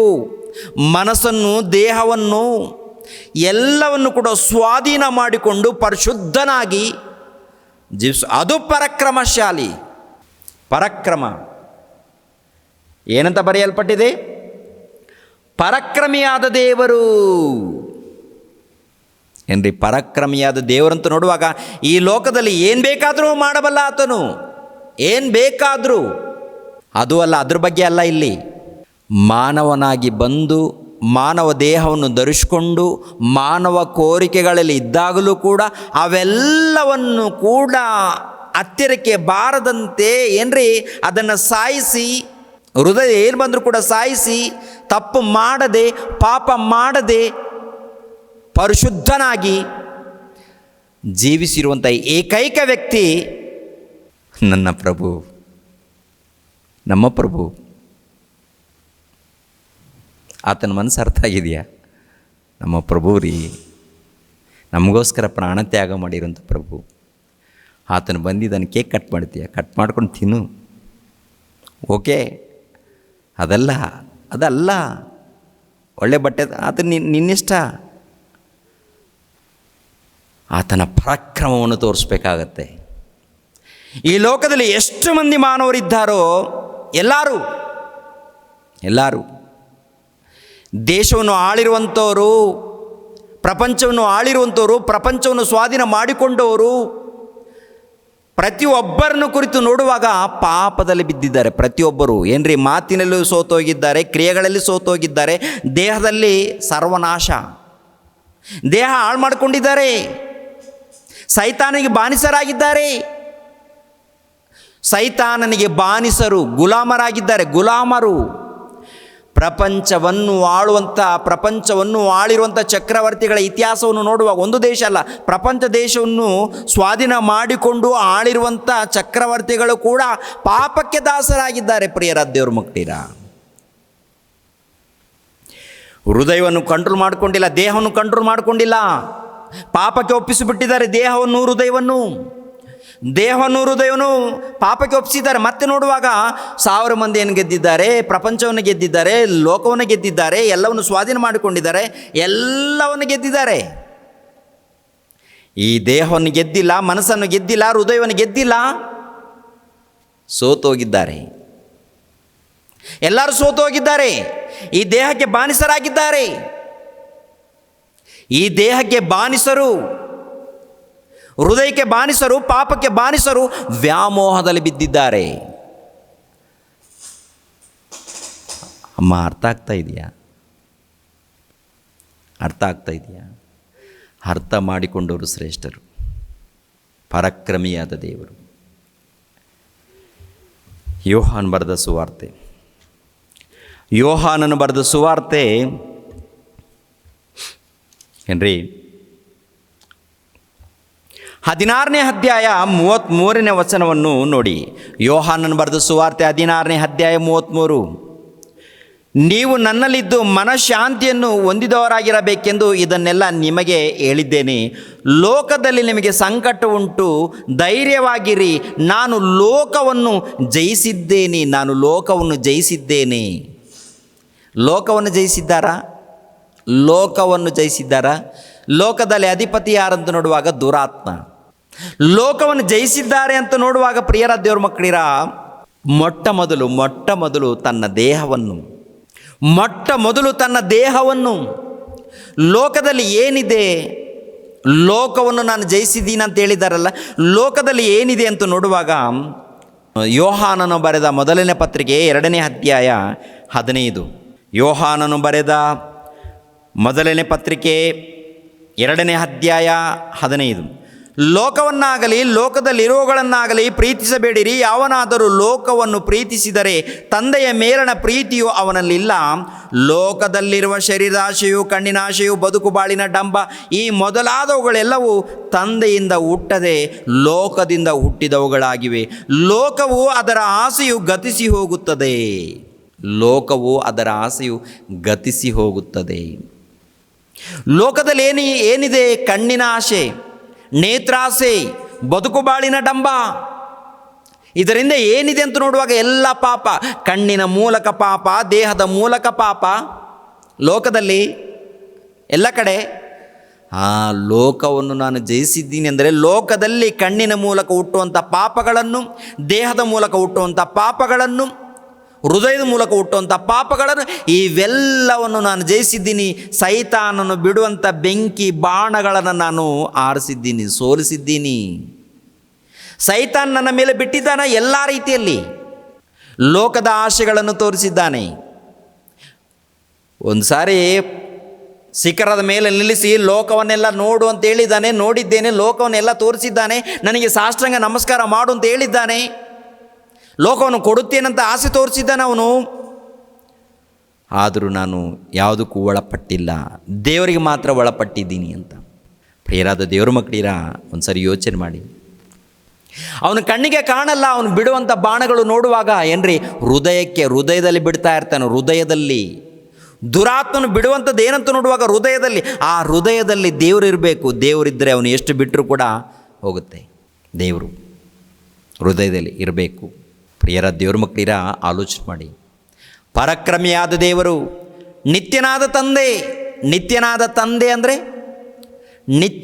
ತಂದೆ ಅಂದರೆ ಆತನಿಗೆ ಹೆಸರು. ಅಂದರೆ ನಮ್ಮೆಲ್ಲರನ್ನು ಪ್ರಿಯರ ದೇವ್ರ ಮಕ್ಕಳಿರ ಆತ್ಮಿಕವಾಗಿ ಪಡೆದಿದ್ದಾನೆ. ನಮ್ಮೆಲ್ಲರನ್ನು ಭೌತಿಕವಾಗಿ ತಂದೆಯಾದ ದೇವರು ಯೇಸು ಕ್ರಿಸ್ತರ ಮೂಲಕ ಉಂಟು ಮಾಡಿದ್ದರೂ ಕೂಡ ಆತ್ಮಿಕವಾಗಿ ನಮ್ಮನ್ನು ಆತ್ಮಿಕವಾಗಿ ಪಡೆದಿದ್ದಾರೆ. ಅದಕ್ಕೆ ನಿತ್ಯನಾದ ತಂದೆ ಅಂತ. ಅಬ್ರಹಾಮನಿಗೆ ನೀತಿವಂತರಿಗೆ ಮೂಲಪಿತ್ರನು, ನೀತಿವಂತರಿಗೆ ತಂದೆ ಅಂತ ಅಬ್ರಹಾಮನಿಗೆ ಇರುತ್ತೆ. ಯೇಸು ಕ್ರಿಸ್ತರಿಗೆ ನಿತ್ಯವಾದ ತಂದೆ ಅಂತ ಇರುತ್ತೆ. ಮತ್ತು ಯೆಶಾಯ ಗ್ರಂಥ 9ನೇ ಅಧ್ಯಾಯ 6ನೇ ವಚನ ಕೆಳಗಡೆ ಮಾತು. ಪರಾಕ್ರಮಿಯಾದ ದೇವರು ಅಂದ್ರೆ ಗೊತ್ತಾಯ್ತಾ? ಎಲ್ಲದರಲ್ಲಿ ಯಾವುದರಲ್ಲಿ ಕಡಿಮೆ ಇಲ್ಲ. ಧರ್ಮಶಾಸ್ತ್ರವನ್ನು ನೆರವೇರಿಸುವುದರಲ್ಲಿ ಅದರಲ್ಲಿ ನಂಬರ್ 1. ಪಾಪಗಳನ್ನು ಜಯಿಸುವ ವಿಷಯದಲ್ಲಿ ಅದರಲ್ಲಿ ಕೂಡ ನಂಬರ್ 1. ಯಾವುದರಲ್ಲಿ ಕೂಡ ತಪ್ಪಿಲ್ಲದೆ ಪರಿಶುದ್ಧನಾಗಿ, ಶ್ರೇಷ್ಠನಾಗಿ, ಮಹೋನ್ನತನಾಗಿ ಈ ಲೋಕದಲ್ಲಿ ಒಬ್ಬ ಸಾಮಾನ್ಯವಾದಂಥ ದೇಹವನ್ನು ಧರಿಸಿಕೊಂಡು, ನಮ್ಮಂಥ ದೇಹವನ್ನು ಧರಿಸಿಕೊಂಡೇ ಬದುಕಿದ್ದಾನೆ. ಉನ್ನತವಾಗಿ ಪರಿಚಯ ಮಾಡಿದ್ದಾನೆ, ಪಾಪ ಇಲ್ಲದವನಾಗಿ. ಕೆಳಗಡೆ ಮಾತು ನೋಡುವಾಗ ಸಮಾಧಾನದ ಪ್ರಭು ಎಂಬುವು ಅವನ ಹೆಸರು. ಸಮಾಧಾನದ ಪ್ರಭು ಅಂತ. ಸಮಾಧಾನ ಅಂದರೆ ಸಮಾಧಾನ. ಪ್ರಿಯರ ದೇವರ ಮಕ್ಕಳಿರ, ಈ ಮಾನವ ಸಮಾಜದಲ್ಲಿ ನೋಡುವಾಗ ದೊಡ್ಡ ದೊಡ್ಡ ಕೋಟ್ಯಾಧೀಶ್ವರರು ಇರ್ತಾರೆ. ದೊಡ್ಡ ದೊಡ್ಡ ಕೋಟ್ಯಾಧೀಶ್ವರರ ಮನೆಯಲ್ಲಿ ನೋಡುವಾಗ ಊಟಕ್ಕೆ ಯಾವ ಕೊರತೆ ಇಲ್ಲ, ಹಣಕ್ಕೆ ಯಾವ ಕೊರತೆ ಇಲ್ಲ, ವಸ್ತ್ರಗಳಿಗೆ ಯಾವ ಕೊರತೆ ಇಲ್ಲ, ಒಡವೆಗಳಿಗೆ ಯಾವ ಕೊರತೆ ಇಲ್ಲ, ಮನೆ ವಿಷಯದಲ್ಲಿ ಯಾವ ಕೊರತೆ ಇಲ್ಲ. ಯಾವ ಕೊರತೆ ಇಲ್ಲದಂಥ ಆ ಕುಟುಂಬಗಳಲ್ಲಿ ಕೆಲವು ವಿಷಯದಲ್ಲಿ ಏನಪ್ಪ ಅಂತ ನೋಡುವಾಗ ಎಲ್ಲ ಇದೆ ರೀ, ಆದರೆ ನಮಗೆ ಸಮಾಧಾನ ಇಲ್ಲ ರೀ ಅಂತಾರೆ. ನಮಗೆ ಮನೆ ಇದೆ, ತೋಟ ಇದೆ, ಹೊಲ ಇದೆ, ಕೆಲಸ ಮಾಡೋರಿದ್ದಾರೆ, ಎಲ್ಲರೂ ಇದ್ದಾರೆ.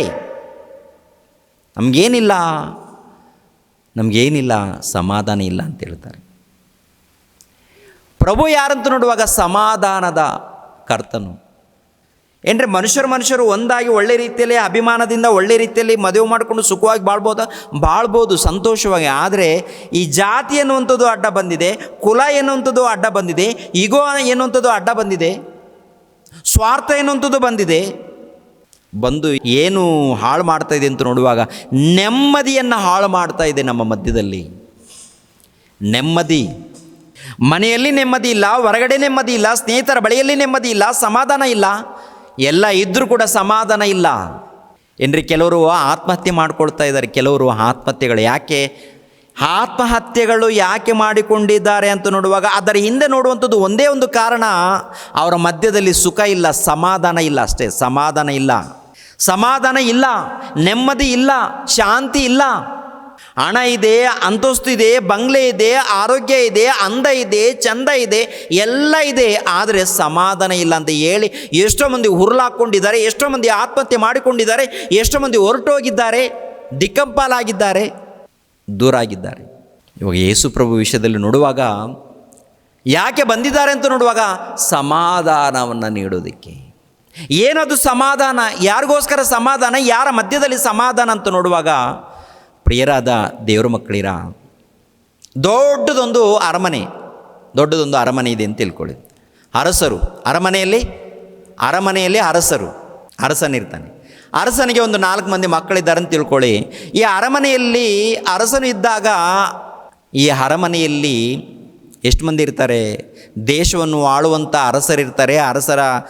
ಅರಸರಿಗೆ ಅರಮನೆ. ಆ ಅರಮನೆಯಲ್ಲಿ ಎಷ್ಟು ಮಂದಿ ಕೆಲಸದವರು ಇರ್ತಾರೆ ಪ್ರಿಯರೇ? ಸುಮಾರು ಮಂದಿ ಕೆಲಸದವರು ಇರ್ತಾರೆ.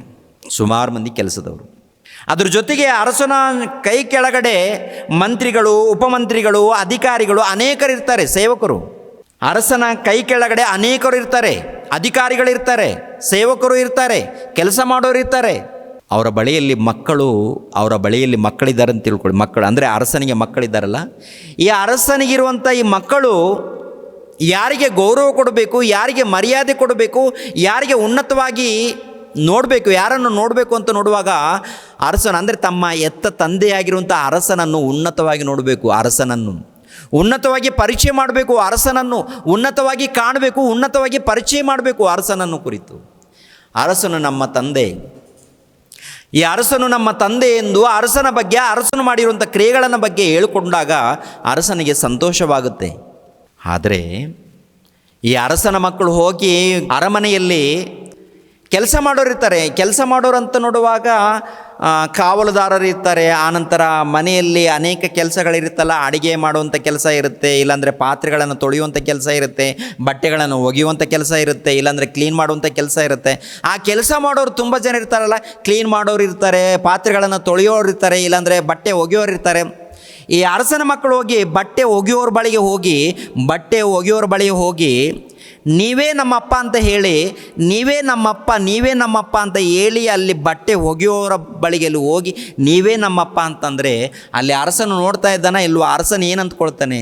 ಅರಸನ ಹೇಳುವಂಥ ಮಾತಿನಲ್ಲಿ ತಂದೆ ನಾನಿರುವಾಗ ಆ ಕೆಲಸ ಮಾಡೋರಿಗೆ ಅವ್ರಿಗೋಗಿ ನಮ್ಮಪ್ಪ ಅಂತೇಳಿ ಅವರನ್ನು ಕುರಿತು ಮಾತಾಡ್ತಾ ಇವ್ ದರಿದ್ರ ಏನಾಗಿದೆ ಇವ್ರಿಗೆ?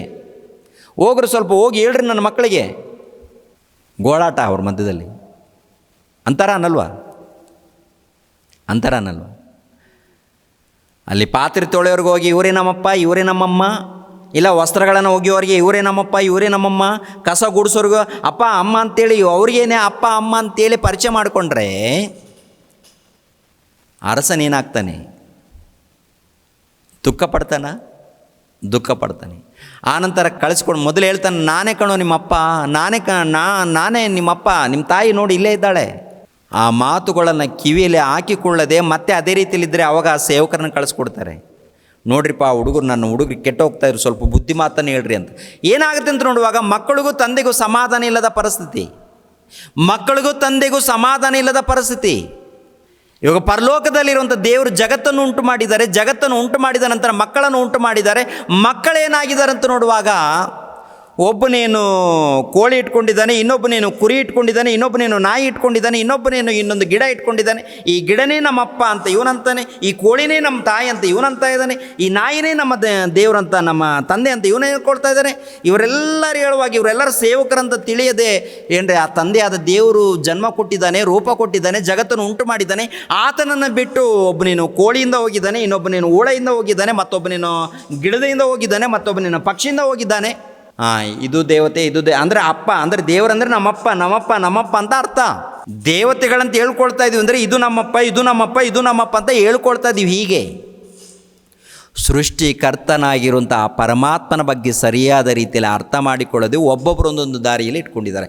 ಭೂಲೋಕದಲ್ಲಿದ್ದಂಥ ಪ್ರತಿ ಮನುಷ್ಯ ದೇವ್ರ ಮೂಲಕ ಹುಟ್ಟಿದವನು, ದೇವ್ರ ಮೂಲಕ ಹುಟ್ಟಿದವರು, ದೇವ್ರ ಮೂಲಕ ಹುಟ್ಟಿದವರಾಗಿರುವಂಥ ಇವರು ದಾರಿ ತಪ್ಪಿದ್ದಾರಾ ಇಲ್ವಂತ ನೋಡುವಾಗ ಪ್ರಪಂಚ ದೇಶದಲ್ಲಿ ದಾರಿ ತಪ್ಪಿದ್ದಾರೆ.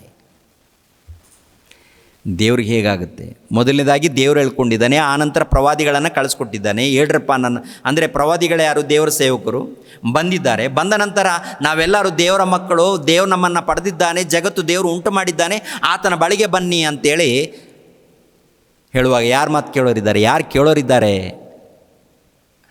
ದೇವ್ರಿಗೂ ಮನುಷ್ಯರಿಗೂ ನೋಡುವಾಗ ಸಮಾಧಾನ ಇಲ್ಲ. ಇಲ್ಲಿ ದೇವರ ಮಧ್ಯದ ಅಂದರೆ ದೇವ್ರಿಗೂ ಮನುಷ್ಯರ ಮಧ್ಯ ವಿಷಯದಲ್ಲಿ ನೋಡುವಾಗ ಸಮಾಧಾನ ಇಲ್ಲ,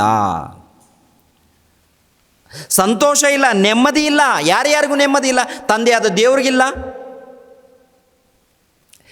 ದೇವರ ಮಕ್ಕಳು ಎಂದು ಕರೆಯಲ್ಪಡುತ್ತಿರುವಂಥ ಮನುಷ್ಯರ ಮಧ್ಯದಲ್ಲಿ ಹೋಗ್ಬಿಟ್ಟಿದ್ದಾರೆ, ದಾರಿ ತಪ್ಪಿ ಹೋಗಿದ್ದಾರೆ. ಮನೋನೇತ್ರಗಳೇನು ಮಂಕಾಗಿದೆ. ಒಬ್ಬೊಬ್ಬರು ಒಂದೊಂದು ದಾರಿ ಇಟ್ಕೊಳ್ತಾ ಇದ್ದಾರೆ. ಇವನೊಬ್ಬ ದಾರಿ, ಅವನೊಬ್ಬ ದಾರಿ, ಇನ್ನೊಬ್ಬನೊಬ್ಬ ದಾರಿ ಇಟ್ಕೊಂಡಿದ್ದಾರೆ. ಯಾವುದು ಸತ್ಯನೋ ಯಾವುದು ಸುಳ್ಳೋ ಒಂದು ಅರ್ಥ ಆಗ್ತಾ ಇಲ್ಲ. ಏನು ಮಾಡಲಿ ಎನ್ನುವಂಥ ಗೊಂದಲದಲ್ಲಿ ಪ್ರಪಂಚ ದೇಶದಲ್ಲಿ ಇರುವಂಥ ಪರಿಸ್ಥಿತಿ. ಇಂಥ ಪರಿಸ್ಥಿತಿಯಲ್ಲಿ ಇದ್ದಾಗ ಸಮಾಧಾನದ ಪ್ರಭು ಪರಲೋಕದಿಂದ ಇಳಿದಿದ್ದಾನೆ. ಪರಲೋಕದಿಂದ ಲೂಕನ ಬರೆದ ಸುವಾರ್ತೆ 2ನೇ ಅಧ್ಯಾಯ 6ನೇ ವಚನವನ್ನು, ಲೂಕನ ಬರೆದ ಸುವಾರ್ತೆ 2ನೇ ಅಧ್ಯಾಯ 6ನೇ ವಚನದಿಂದ ನೋಡೋಣ. 6ನೇ ವಚನದಿಂದ, ಆಗ ಮರಿಯಳು ಪೂರ್ಣ ಗರ್ಭಿಣಿಯಾಗಿದ್ದಳು. ಅವರು ಅಲ್ಲಿದ್ದಾಗ ಅಂದರೆ ಬೆತ್ಲೆಹೇಮ್ನಲ್ಲಿದ್ದಾಗ ಆಕೆಗೆ ದಿನ ತುಂಬಿತು. ಆಕೆಯು ತನ್ನ ಚೊಚ್ಚಲ ಮಗನನ್ನು ಎತ್ತು ಬಟ್ಟೆಯಲ್ಲಿ ಸುತ್ತಿ, ಛತ್ರದಲ್ಲಿ ಅವರಿಗೆ ಸ್ಥಳವಿಲ್ಲದ ಕಾರಣ ಅವನನ್ನು ಗೋದಲಿಯಲ್ಲಿ ಮಲಗಿಸಿದರು. ಎಲ್ಲಿ ಮಲಗಿಸಿದ್ದಾರೆ? ಗೋದಲಿಯಲ್ಲಿ ಮಲಗಿಸಿದ್ದಾರೆ. ಎಲ್ಲಿ ಹುಟ್ಟಿದ್ದಾರೆ ಯೇಸು ಪ್ರಭು? ಎಲ್ಲಿ ಹುಟ್ಟಿದ್ದಾರೆ ಅಂತ ನೋಡುವಾಗ ಯಾವ ಅಂದರೆ ಬೆತ್ಲೆಹೇಮ್ ಗ್ರಾಮದಲ್ಲಿ ಹುಟ್ಟಿದ್ದಾರೆ. ಎಲ್ಲಿ ಇಂಥ ಸ್ಥಳದಲ್ಲಿ ಹುಟ್ಟಿದ್ದಾರೆ ಎನ್ನುವಂಥದ್ದು ಕ್ಲಾರಿಟಿ ಇಲ್ಲ. ಬೆತ್ಲೆಹೇಮ್ ಗ್ರಾಮದಲ್ಲಿ ಸತ್ರದಲ್ಲಿ ಸ್ಥಳವಿಲ್ಲದ ಕಾರಣ ಗೋದಲಿ ತೊಟ್ಟೆಯಲ್ಲಿ ಮಲಗಿಸಿರುವುದರಿಂದ ಪ್ರಪಂಚ ದೇಶದಲ್ಲಿ ಏನು ಹರಡಿದ್ದಾರೆ ಅಂತ ನೋಡುವಾಗ ಗೋದಲಿ ತೊಟ್ಟೆಯಲ್ಲಿ ಜನ್ಮಿಸಿದ್ದಾರೆ ಅಂತೇಳಿ ಇದನ್ನು ಹೈಲೈಟ್ ಮಾಡ್ತಾರೆ. ಆತನು ಬಂದಿರುವಂಥದ್ದು ಮುಖ್ಯ ಉದ್ದೇಶವನ್ನು ಪ್ರಪಂಚಕ್ಕೆ ಪರಿಚಯ ಮಾಡಬೇಕು. ಮುಖ್ಯ ಉದ್ದೇಶ ಏನಾಗಿದೆ? ಗೋದಲಿ ತೊಟ್ಟೆ. ಮೂಡಣ ದೇಶದಿಂದ ಜ್ಞಾನಿಗಳು ಬಂದರು, ಅವ್ರು ಮೂವರಂತ ಹೇಳ್ಕೊಂಡು ಅವ್ರು ಮೂವರನ್ನು ತೋರಿಸ್ತಾರೆ. ನಕ್ಷತ್ರಗಳನ್ನು ಇರೋದರಿಂದ ಮನೆಯ ಮೇಲೆ ಸ್ಟಾರ್ ಹಾಕ್ಕೊಳ್ತಾರೆ. ಏನು ಅರ್ಥ ಆಗುತ್ತೆ ಪ್ರಪಂಚಕ್ಕೆ ಏನು ಅರ್ಥ ಆಗಿದೆ ನೋಡಿ ಪ್ರಿಯರಾದ ದೇವರ ಮಕ್ಕಳಿರ. ಬೆತ್ಲೆಹೇಮ್ ಗ್ರಾಮದಲ್ಲಿ ಮರಿಯಳು ಯೋಸೇಫನು ಹೋಗಿದ್ದಾರೆ. ಅಲ್ಲಿ ಮರಿಯಮ್ಮಳು ಪೂರ್ಣ ಗರ್ಭಿಣಿಯಾಗಿದ್ದಳು. ಅವರು ಅಲ್ಲಿದ್ದಾಗ ಆಕೆಗೆ ದಿನ ತುಂಬಿತು. ಆಕೆಯು ತನ್ನ ಚೊಚ್ಚಲ ಮಗನನ್ನು ಎತ್ತು ಬಟ್ಟೆಯಲ್ಲಿ ಸುತ್ತಿ, ಛತ್ರದಲ್ಲಿ ಅವರಿಗೆ ಸ್ಥಳವಿಲ್ಲದ ಕಾರಣ ಅವನನ್ನು ಗೋದಲಿಯಲ್ಲಿ ಮಲಗಿಸಿದರು. ಆ ಸೀಮೆಯಲ್ಲಿ ಕುರುಬರು ಹೊಲದಲ್ಲಿದ್ದುಕೊಂಡು ರಾತ್ರಿಯಲ್ಲಿ ತಮ್ಮ ಕುರಿ ಹಿಂಡನ್ನು ಕಾಯುತ್ತಿರಲಾಗಿ ಕರ್ತನ ದೂತನೊಬ್ಬನು ಬಂದು ಅವರ ಎದುರಿನಲ್ಲಿ ನಿಂತನು. ಕರ್ತನ ಪ್ರಭೆಯು ಅವರ ಸುತ್ತಲೂ ಪ್ರಕಾಶಿಸಿತು. ಅವರು ಬಹಳವಾಗಿ ಹೆದರಿದರು. ಆ ದೂತನು ಅವರಿಗೆ, ಹೆದರಬೇಡಿರಿ, ಕೇಳಿರಿ, ಜನರಿಗೆಲ್ಲ ಮಹಾ ಸಂತೋಷ ಉಂಟು ಮಾಡುವ ಶುಭ ಸಮಾಚಾರವನ್ನು ನಿಮಗೆ ತಿಳಿಸುತ್ತೇನೆ. ಅದೇನೆಂದರೆ, ಇವತ್ತು ನಿಮಗೋಸ್ಕರ ದಾವೀದನ ಊರಲ್ಲಿ ಒಬ್ಬ ರಕ್ಷಕನು ಹುಟ್ಟಿದ್ದಾನೆ. ಆತನು ಕರ್ತನಾಗಿರುವ ಕ್ರಿಸ್ತನೇ. ಆತನು ನಿಮಗೋಸ್ಕರ ಗೊತ್ತಾಗುವುದಕ್ಕೆ ಗುರುತೇನೆಂದರೆ, ಬಟ್ಟೆಯಿಂದ ಸುತ್ತಿರುವ ಒಂದು ಕೂಸು ಗೋದಲೆಯಲ್ಲಿ ಮಲಗಿರುವುದನ್ನು ಕಾಣುವಿರಿ ಎಂದು ಹೇಳಿದನು. ಪಕ್ಕನೆ ಆ ದೂತನು ಸಂಗಡ ಪರಲೋಕ ಸೈನ್ಯದವರ ಒಂದು ದೊಡ್ಡ ಗುಂಪು ಕಾಣಿಸಿಕೊಂಡು, ಮೇಲಣ ಲೋಕಗಳಲ್ಲಿ ದೇವರಿಗೆ ಮಹಿಮೆ, ಭೂಲೋಕದಲ್ಲಿ ಮನುಷ್ಯರೊಳಗೆ ಸಮಾಧಾನ, ದೇವರು ಅವರಿಗೆ ಒಲಿಯುತ್ತೇನೆ. ಭೂಲೋಕದಲ್ಲಿ ಅವರ ಮಧ್ಯದಲ್ಲಿ ಏನ್ರಿ ಸಮಾಧಾನ. ಒಂದ್ಸರಿ ಆಲೋಚನೆ ಮಾಡಿ ಪ್ರಿಯರೇ. ಮೇಲಣ ಲೋಕದಲ್ಲಿ ದೇವರಿಗೆ ಮಹಿಮೆ, ಭೂಲೋಕದಲ್ಲಿ ಮನುಷ್ಯರೊಳಗೆ ಸಮಾಧಾನ. ಭೂಲೋಕದಲ್ಲಿ ಮನುಷ್ಯರಿಗೆ ಸಮಾಧಾನ ಅಂತೆ, ದೇವರಿಗೆ ಮಹಿಮೆಯಂತೆ. ದೇವರಿಗೆ ಮಹಿಮೆ, ಭೂಲೋಕದಲ್ಲಿ ಮನುಷ್ಯರ ಮಧ್ಯದಲ್ಲಿ ಸಮಾಧಾನ. ಯಾರು ಬಂದದರಿಂದ? ಪ್ರಭು ಬಂದದರಿಂದ. ಪ್ರಭು ಯೇಸು ಪ್ರಭು ಬಂದದರಿಂದ 1ನೇ ಶತಮಾನದಲ್ಲಿ ಇದು ಪ್ರಾರಂಭವಾಗಿದೆ. ಸಮಾಧಾನ ಅಂದರೆ ದೇವರಿಗೂ ಮನುಷ್ಯರ ಮಧ್ಯದಲ್ಲಿ ಏನಾದರೂ ಸಮಾಧಾನ ಇಲ್ವಾ ಅಂತ ನೋಡುವಾಗ ಏನಾಗಿದೆ ನೋಡೋಣ. ಒಂದ್ಸರಿ ವಾಕ್ಯಗಳನ್ನು ಧ್ಯಾನಿಸೋಣ ಪ್ರಿಯರೇ. ರೋಮಾಪುರದವರಿಗೆ ಬರೆದ ಪತ್ರಿಕೆ 5ನೇ ಅಧ್ಯಾಯ 9ನೇ ವಚನ 10ನೇ ವಚನವನ್ನು ನೋಡೋಣ. 9ನೇ ವಚನ 10ನೇ ವಚನ. ಈಗ ನಾವು ಆತನ ರಕ್ತದಿಂದ ನೀತಿವಂತರಾಗಿರಲಾಗಿ ಆತನ ಮೂಲಕ ಬರುವ ಕೋಪಕ್ಕೆ ತಪ್ಪಿಸಿಕೊಳ್ಳುವುದು ಮತ್ತು ನಿಶ್ಚಯವಲ್ಲವೇ? ದೇವರಿಗೆ ವೈರಿಗಳಾಗಿದ್ದ ನಾವು ಆತನ ಮಗನ ಮರಣದ ಮೂಲಕ ಆತನೊಂದಿಗೆ ಸಮಾಧಾನವಾಗಿರಲಾಗಿ ಆತನ ಕೂಡ ಸಮಾಧಾನವಾದ ನಮಗೆ ಆ ಮಗನಿರುವ ಜೀವದಿಂದ ರಕ್ಷಣೆಯಾಗುವುದು ಮತ್ತು ನಿಶ್ಚಯವಲ್ಲವೇ? 10ನೇ ವಚನದಲ್ಲಿ ನೋಡುವಾಗ ದೇವರಿಗೆ ವೈರಿಗಳಾಗಿದ್ದ ನಾವು ಆತನ ಮಗನ ಮರಣದ ಮೂಲಕ ಆತನೊಂದಿಗೆ ಸಮಾಧಾನವಾಗಿರಲಾಗಿ ಆತನ ಕೂಡ ಸಮಾಧಾನವಾದ ನಮಗೆ ಆ ಮಗನಿರುವ ಜೀವದಿಂದ ರಕ್ಷಣೆಯಾಗುವುದು. ಏನರ್ಥ ಅಂತ ನೋಡುವಾಗ ದೇವರ ವಿಷಯದಲ್ಲಿ ನಾವೆಲ್ಲರೂ ಕೂಡ ವೈರಿಗಳಂತೆ, ವಿರೋಧಿಗಳಂತೆ. ನಾವೆಲ್ಲರೂ ಯಾರಂತೆ? ವಿರೋಧಿಗಳು. ಯಾರಿಗೆ ವಿರೋಧಿಗಳಂತ ನೋಡುವಾಗ ದೇವರಿಗೆ ವಿರೋಧಿಗಳು. ಅಂದರೆ ದೇವರ ಮಕ್ಕಳಾಗಿರುವಂಥ ನಾವು ದೇವರಿಗೆ ವಿರೋಧಿಗಳ? ಒಬ್ಬ ಅರಸನ ಮನೆಯಲ್ಲಿ, ಈ ಅರಸನ ವಿಷಯದಲ್ಲಿ ಒಂದು ಚಿಕ್ಕದು ಒಂದು ಉದಾಹರಣೆ ಯಾಕೆ ಕೊಟ್ಟಿದ್ದೀನಿ ಅಂತ ನೋಡುವಾಗ ಆಲೋಚನೆ ಮಾಡಿ. ಈ ಅರಸನ ಮನೆಯಲ್ಲಿ ಒಂದು ಉನ್ನತ ಸ್ಥಾನದಲ್ಲಿ ಅರಸನಿರುವಾಗ ಆತನ ಮಕ್ಕಳು ಆತನನ್ನು ಘನಪಡಿಸೋದು ಬಿಟ್ಟು, ಆತನನ್ನು ಮಹಿಮೆ ಪಡಿಸೋದು ಬಿಟ್ಟು ಏನ್ರಿ ಮುಸುರೆ ತಿಕ್ಕೋರ ಬಳಿಯಲ್ಲಿ ಹೋಗಿ ಅಪ್ಪ ಅಮ್ಮ ಅಂತ ಅವ್ರನ್ನ ಕರೆದು, ಆ ನಂತರ ಕಸಗೂಡ್ಸೋರನ್ನ, ಕ್ಲೀನ್ ಮಾಡೋರನ್ನ, ಅವರನ್ನು ಹೋಗಿ ನೀವು ಅಪ್ಪ ಅಮ್ಮ ಅಂತ ಕರೆದರೆ ಅಲ್ಲಿ ಅರಸನ ಗತಿ ಏನಾಗುತ್ತೆ? ಅವರ ಮಧ್ಯದಲ್ಲಿ ಏನಿರುತ್ತೆ? ಸಮಾಧಾನ ಇರುತ್ತಾ? ಸೃಷ್ಟಿ ಮಾಡಿರುವಂಥ ಪರಮಾತ್ಮನು, ತಂದೆಯಾದ ದೇವರು ಆತನಿರುವಾಗ ಆತನನ್ನು ಬಿಟ್ಟು ನಾವೇನು ಮಾಡ್ತಾಯಿದ್ದೀವಿ ಅಂತ ನೋಡುವಾಗ ಭೂಲೋಕದಲ್ಲಿ ನಿಂದೊಂದು ದಾರಿ, ನಿಂದೊಂದು ದಾರಿ, ನಿಂದೊಂದು ದಾರಿ, ನಿಂದೊಂದು ದಾರಿ, ಎಲ್ಲರ ಮಧ್ಯದಲ್ಲಿ ಒಂದೊಂದು ದಾರಿ. ಕ್ರೈಸ್ತರ ಮಧ್ಯದಲ್ಲಿ ಮತ್ತು ಈಗಿನ ಕಾಲದಲ್ಲಿ ಏನಾಗಿದೆ? ಕ್ರಿಸ್ತ ಪೂರ್ವದಲ್ಲಿ ಇಸ್ರಾಯೇಲರ ಮಧ್ಯದಲ್ಲಿ ಏನಾಗಿದೆ? ಇಸ್ರಾಯೇಲರಿದ್ದಾರೆ, ಅವರ ಬಳಿಯಲ್ಲಿ ದೇವರಿರುವಾಗ, ಅವರ ಬಳಿಯಲ್ಲಿ ಧರ್ಮಶಾಸ್ತ್ರ ಇರುವಾಗ, ಅವರೇನಾದರೂ ದೇವರಿಗೆ ಒಳಪಟ್ಟಿದ್ದಾರೆ ಅಂತ ನೋಡುವಾಗ ಅವರು ಕೂಡ ಲೋಕದ ರೀತಿಯಲ್ಲಿ ವಿಗ್ರಹ ಆರಾಧನೆ ಕಡೆಗೆ ಹೋಗಿದ್ದಾರೆ. ವಿಗ್ರಹಗಳ ಬಳಿಗೆ ಲೋಕದ ರೀತಿಯಲ್ಲಿ ಹೊರಟೋಗಿದ್ದಾರೆ. ದೇವರಂದರೆ ಎತ್ತ ತಂದೆ, ದೇವರಂದರೆ ಜೀವಿತ ಕೊಟ್ಟಂಥ ತಂದೆ, ಜಗತ್ತನ್ನು ಉಂಟು ಮಾಡಿರುವಂಥ ತಂದೆ, ಜಗತ್ತನ್ನು ಉಂಟು ಮಾಡಿದವರು, ಸೃಷ್ಟಿ ಮಾಡಿದವರು, ಸೃಷ್ಟಿಕರ್ತರು. ದೇವರಂದರೆ ಸೃಷ್ಟಿಕರ್ತರು. ಆತನಿಗೆ ಜನನ ಮರಣ ಇಲ್ಲ, ಆತನಿಗೆ ಭೌತಿಕವಾದಂಥ ಕೋರಿಕೆ ಇಲ್ಲ. ಆತನು ಜಗತ್ತನ್ನು ಉಂಟು ಮಾಡಿದ್ದಾನೆ. ಆತನೇ ನಮ್ಮ ತಂದೆಯಾಗಿರುವಾಗ ಆ ತಂದೆಯಾದ ದೇವರಿಗೂ ಮಕ್ಕಳಿಗೂ ಅಂದರೆ ಮನುಷ್ಯರಿಗೂ ಏನಿದೆ ಅಂತ ನೋಡುವಾಗ ವಿರೋಧ, ವೈರತ್ವ. ದೇವರಿಗೂ ನಮಗೂ ವೈರತ್ವ ಇದೆ ಅಂತ ನೋಡುವಾಗ ಯಾವ ವಿಷಯದಲ್ಲಿ ವೈರತ್ವ ಇದೆ? ಯಾವ ವಿಷಯದಲ್ಲಿ? ಭೂಲೋಕದಲ್ಲಿ ನೋಡಿ ಪ್ರಿಯರೇ, ದೇವರನ್ನು ತಿಳ್ಕೊಂಡಿರಿ. ಕೆಲವರೇನೋ ದೇವರಿಲ್ಲ ಅಂತ ಹೇಳ್ತಾರೆ. ದೇವರಿಲ್ಲ ಎನ್ನುವಂಥದ್ದು ಒಂದು ಗುಂಪು. ಮತ್ತು ಕೆಲವರು ದೇವರನ್ನು ಯಾಕೆ ನಂಬಬೇಕು ಎನ್ನುವಂಥದ್ದು ಗುಂಪು. ಮತ್ತು ಕೆಲವರು ದೇವರನ್ನು ನಂಬಿದರೆ ನಮ್ಗೆ ಏನು ಕೊಡ್ತೀರಾ ನಮಗೆ, ದೇವರನ್ನು ನಂಬುತ್ತೇವೆ, ನಮಗೇನು ಕೊಡ್ತೀರಾ ಅಂತ ಒಂದು ಗುಂಪು. ದೇವರನ್ನ ನಂಬಿದರೆ ಇದಾಗುತ್ತೆ ಅದಾಗುತ್ತೆ ಅನ್ನುವಂಥದ್ದು ಒಂದು ಗುಂಪು. ದೇವರನ್ನ ನಂಬಿದರೆ ಏನು ಕೊಡ್ತೀರಾ ಎನ್ನುವಂಥದ್ದು ಒಂದು ಗುಂಪು. ದೇವರನ್ನ ನಂಬಿಕೊಂಡ್ರೆ ನಮ್ಗೆ ಏನು ಲಾಭ ಎನ್ನುವಂಥದ್ದು ಇನ್ನೊಂದು ಗುಂಪು. ನೋಡಿ, ದೇವರ ವಿಷಯದಲ್ಲಿ ಇಷ್ಟೊಂದು ಕ್ರಿಯೆಗಳು ನಡೀತಾ ಇದೆ. ಇದೆಲ್ಲ ಏನಂತ ನೋಡುವಾಗ ದೊಡ್ಡ ಪಾಪರಿದು. ನಿನಗೆ ಜನ್ಮ ಕೊಟ್ಟಂಥ ತಂದೆಯಾದ ದೇವರನ್ನು ಬಿಟ್ಟು ನೀನು ಬದುಕ್ತಾ ಇದೆಯಾ ಅಂದರೆ ನೀನು ಪಾಪದಲ್ಲಿದ್ದೀಯ ಅಂತ ಅರ್ಥ.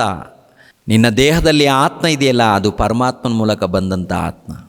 ನಿನ್ನ ದೇಹ ಇದೆಯಲ್ವಾ, ಅದು ಪರಮಾತ್ಮನ ಮೂಲಕ ಬಂದಿರುವಂಥ ದೇಹ. ನಿನಗೆ ಕೊಟ್ಟಿರುವಂಥ ಕಣ್ಣುಗಳಾಗಿರ್ಬೋದು, ನಿನ್ನ ಬಾಯಿ ಆಗಿರ್ಬೋದು, ನಿನ್ನ ಬಾಯಲ್ಲಿರುವಂಥ ಹಲ್ಲುಗಳಾಗಿರ್ಬೋದು, ಕಿವಿ ಆಗಿರ್ಬೋದು, ತಲೆಯಲ್ಲಿರುವಂಥ ಕೂದಲಾಗಿರ್ಬೋದು, ಅಂಗಾಲು ಮೊದಲುಗೊಂಡು ತಲೆಯಲ್ಲಿರುವಂಥ ಪ್ರತಿಯೊಂದಾಗಿರ್ಬೋದು, ಅವಯವಗಳು ದೇವರ ಮೂಲಕ ಬಂದಿರುವಾಗ ಆ ದೇವರಿಗೆ ಒಳಪಟ್ಟು ವಿಧೇಯನಾಗಿ ಭಕ್ತಿಯಿಂದ ನಡೆಯಬೇಕಾದಂಥ ನೀನು ಆ ದೇವರನ್ನು ಯಾಕೆ ನಂಬಬೇಕು ಅಂತ ಹೇಳ್ತೀಯಾ? ನಂಬಿದ್ರೆ ಏನು ಕೊಡ್ತಾರಂತ ಹೇಳ್ತೀಯಾ? ಇಷ್ಟ ಬಂದ ಹಾಗೆ ರೋಡಲ್ಲೇ ತಿರುಗಾಡ್ತೀಯಾ? ಮತ್ತು ಯಾರಿಗೆ ವೈರಿ ಅಂತ ನೋಡುವಾಗ ದೇವರಿಗೆ ವೈರಿ ನೀನು, ದೇವರಿಗೆ ವಿರೋಧಿಗಳು.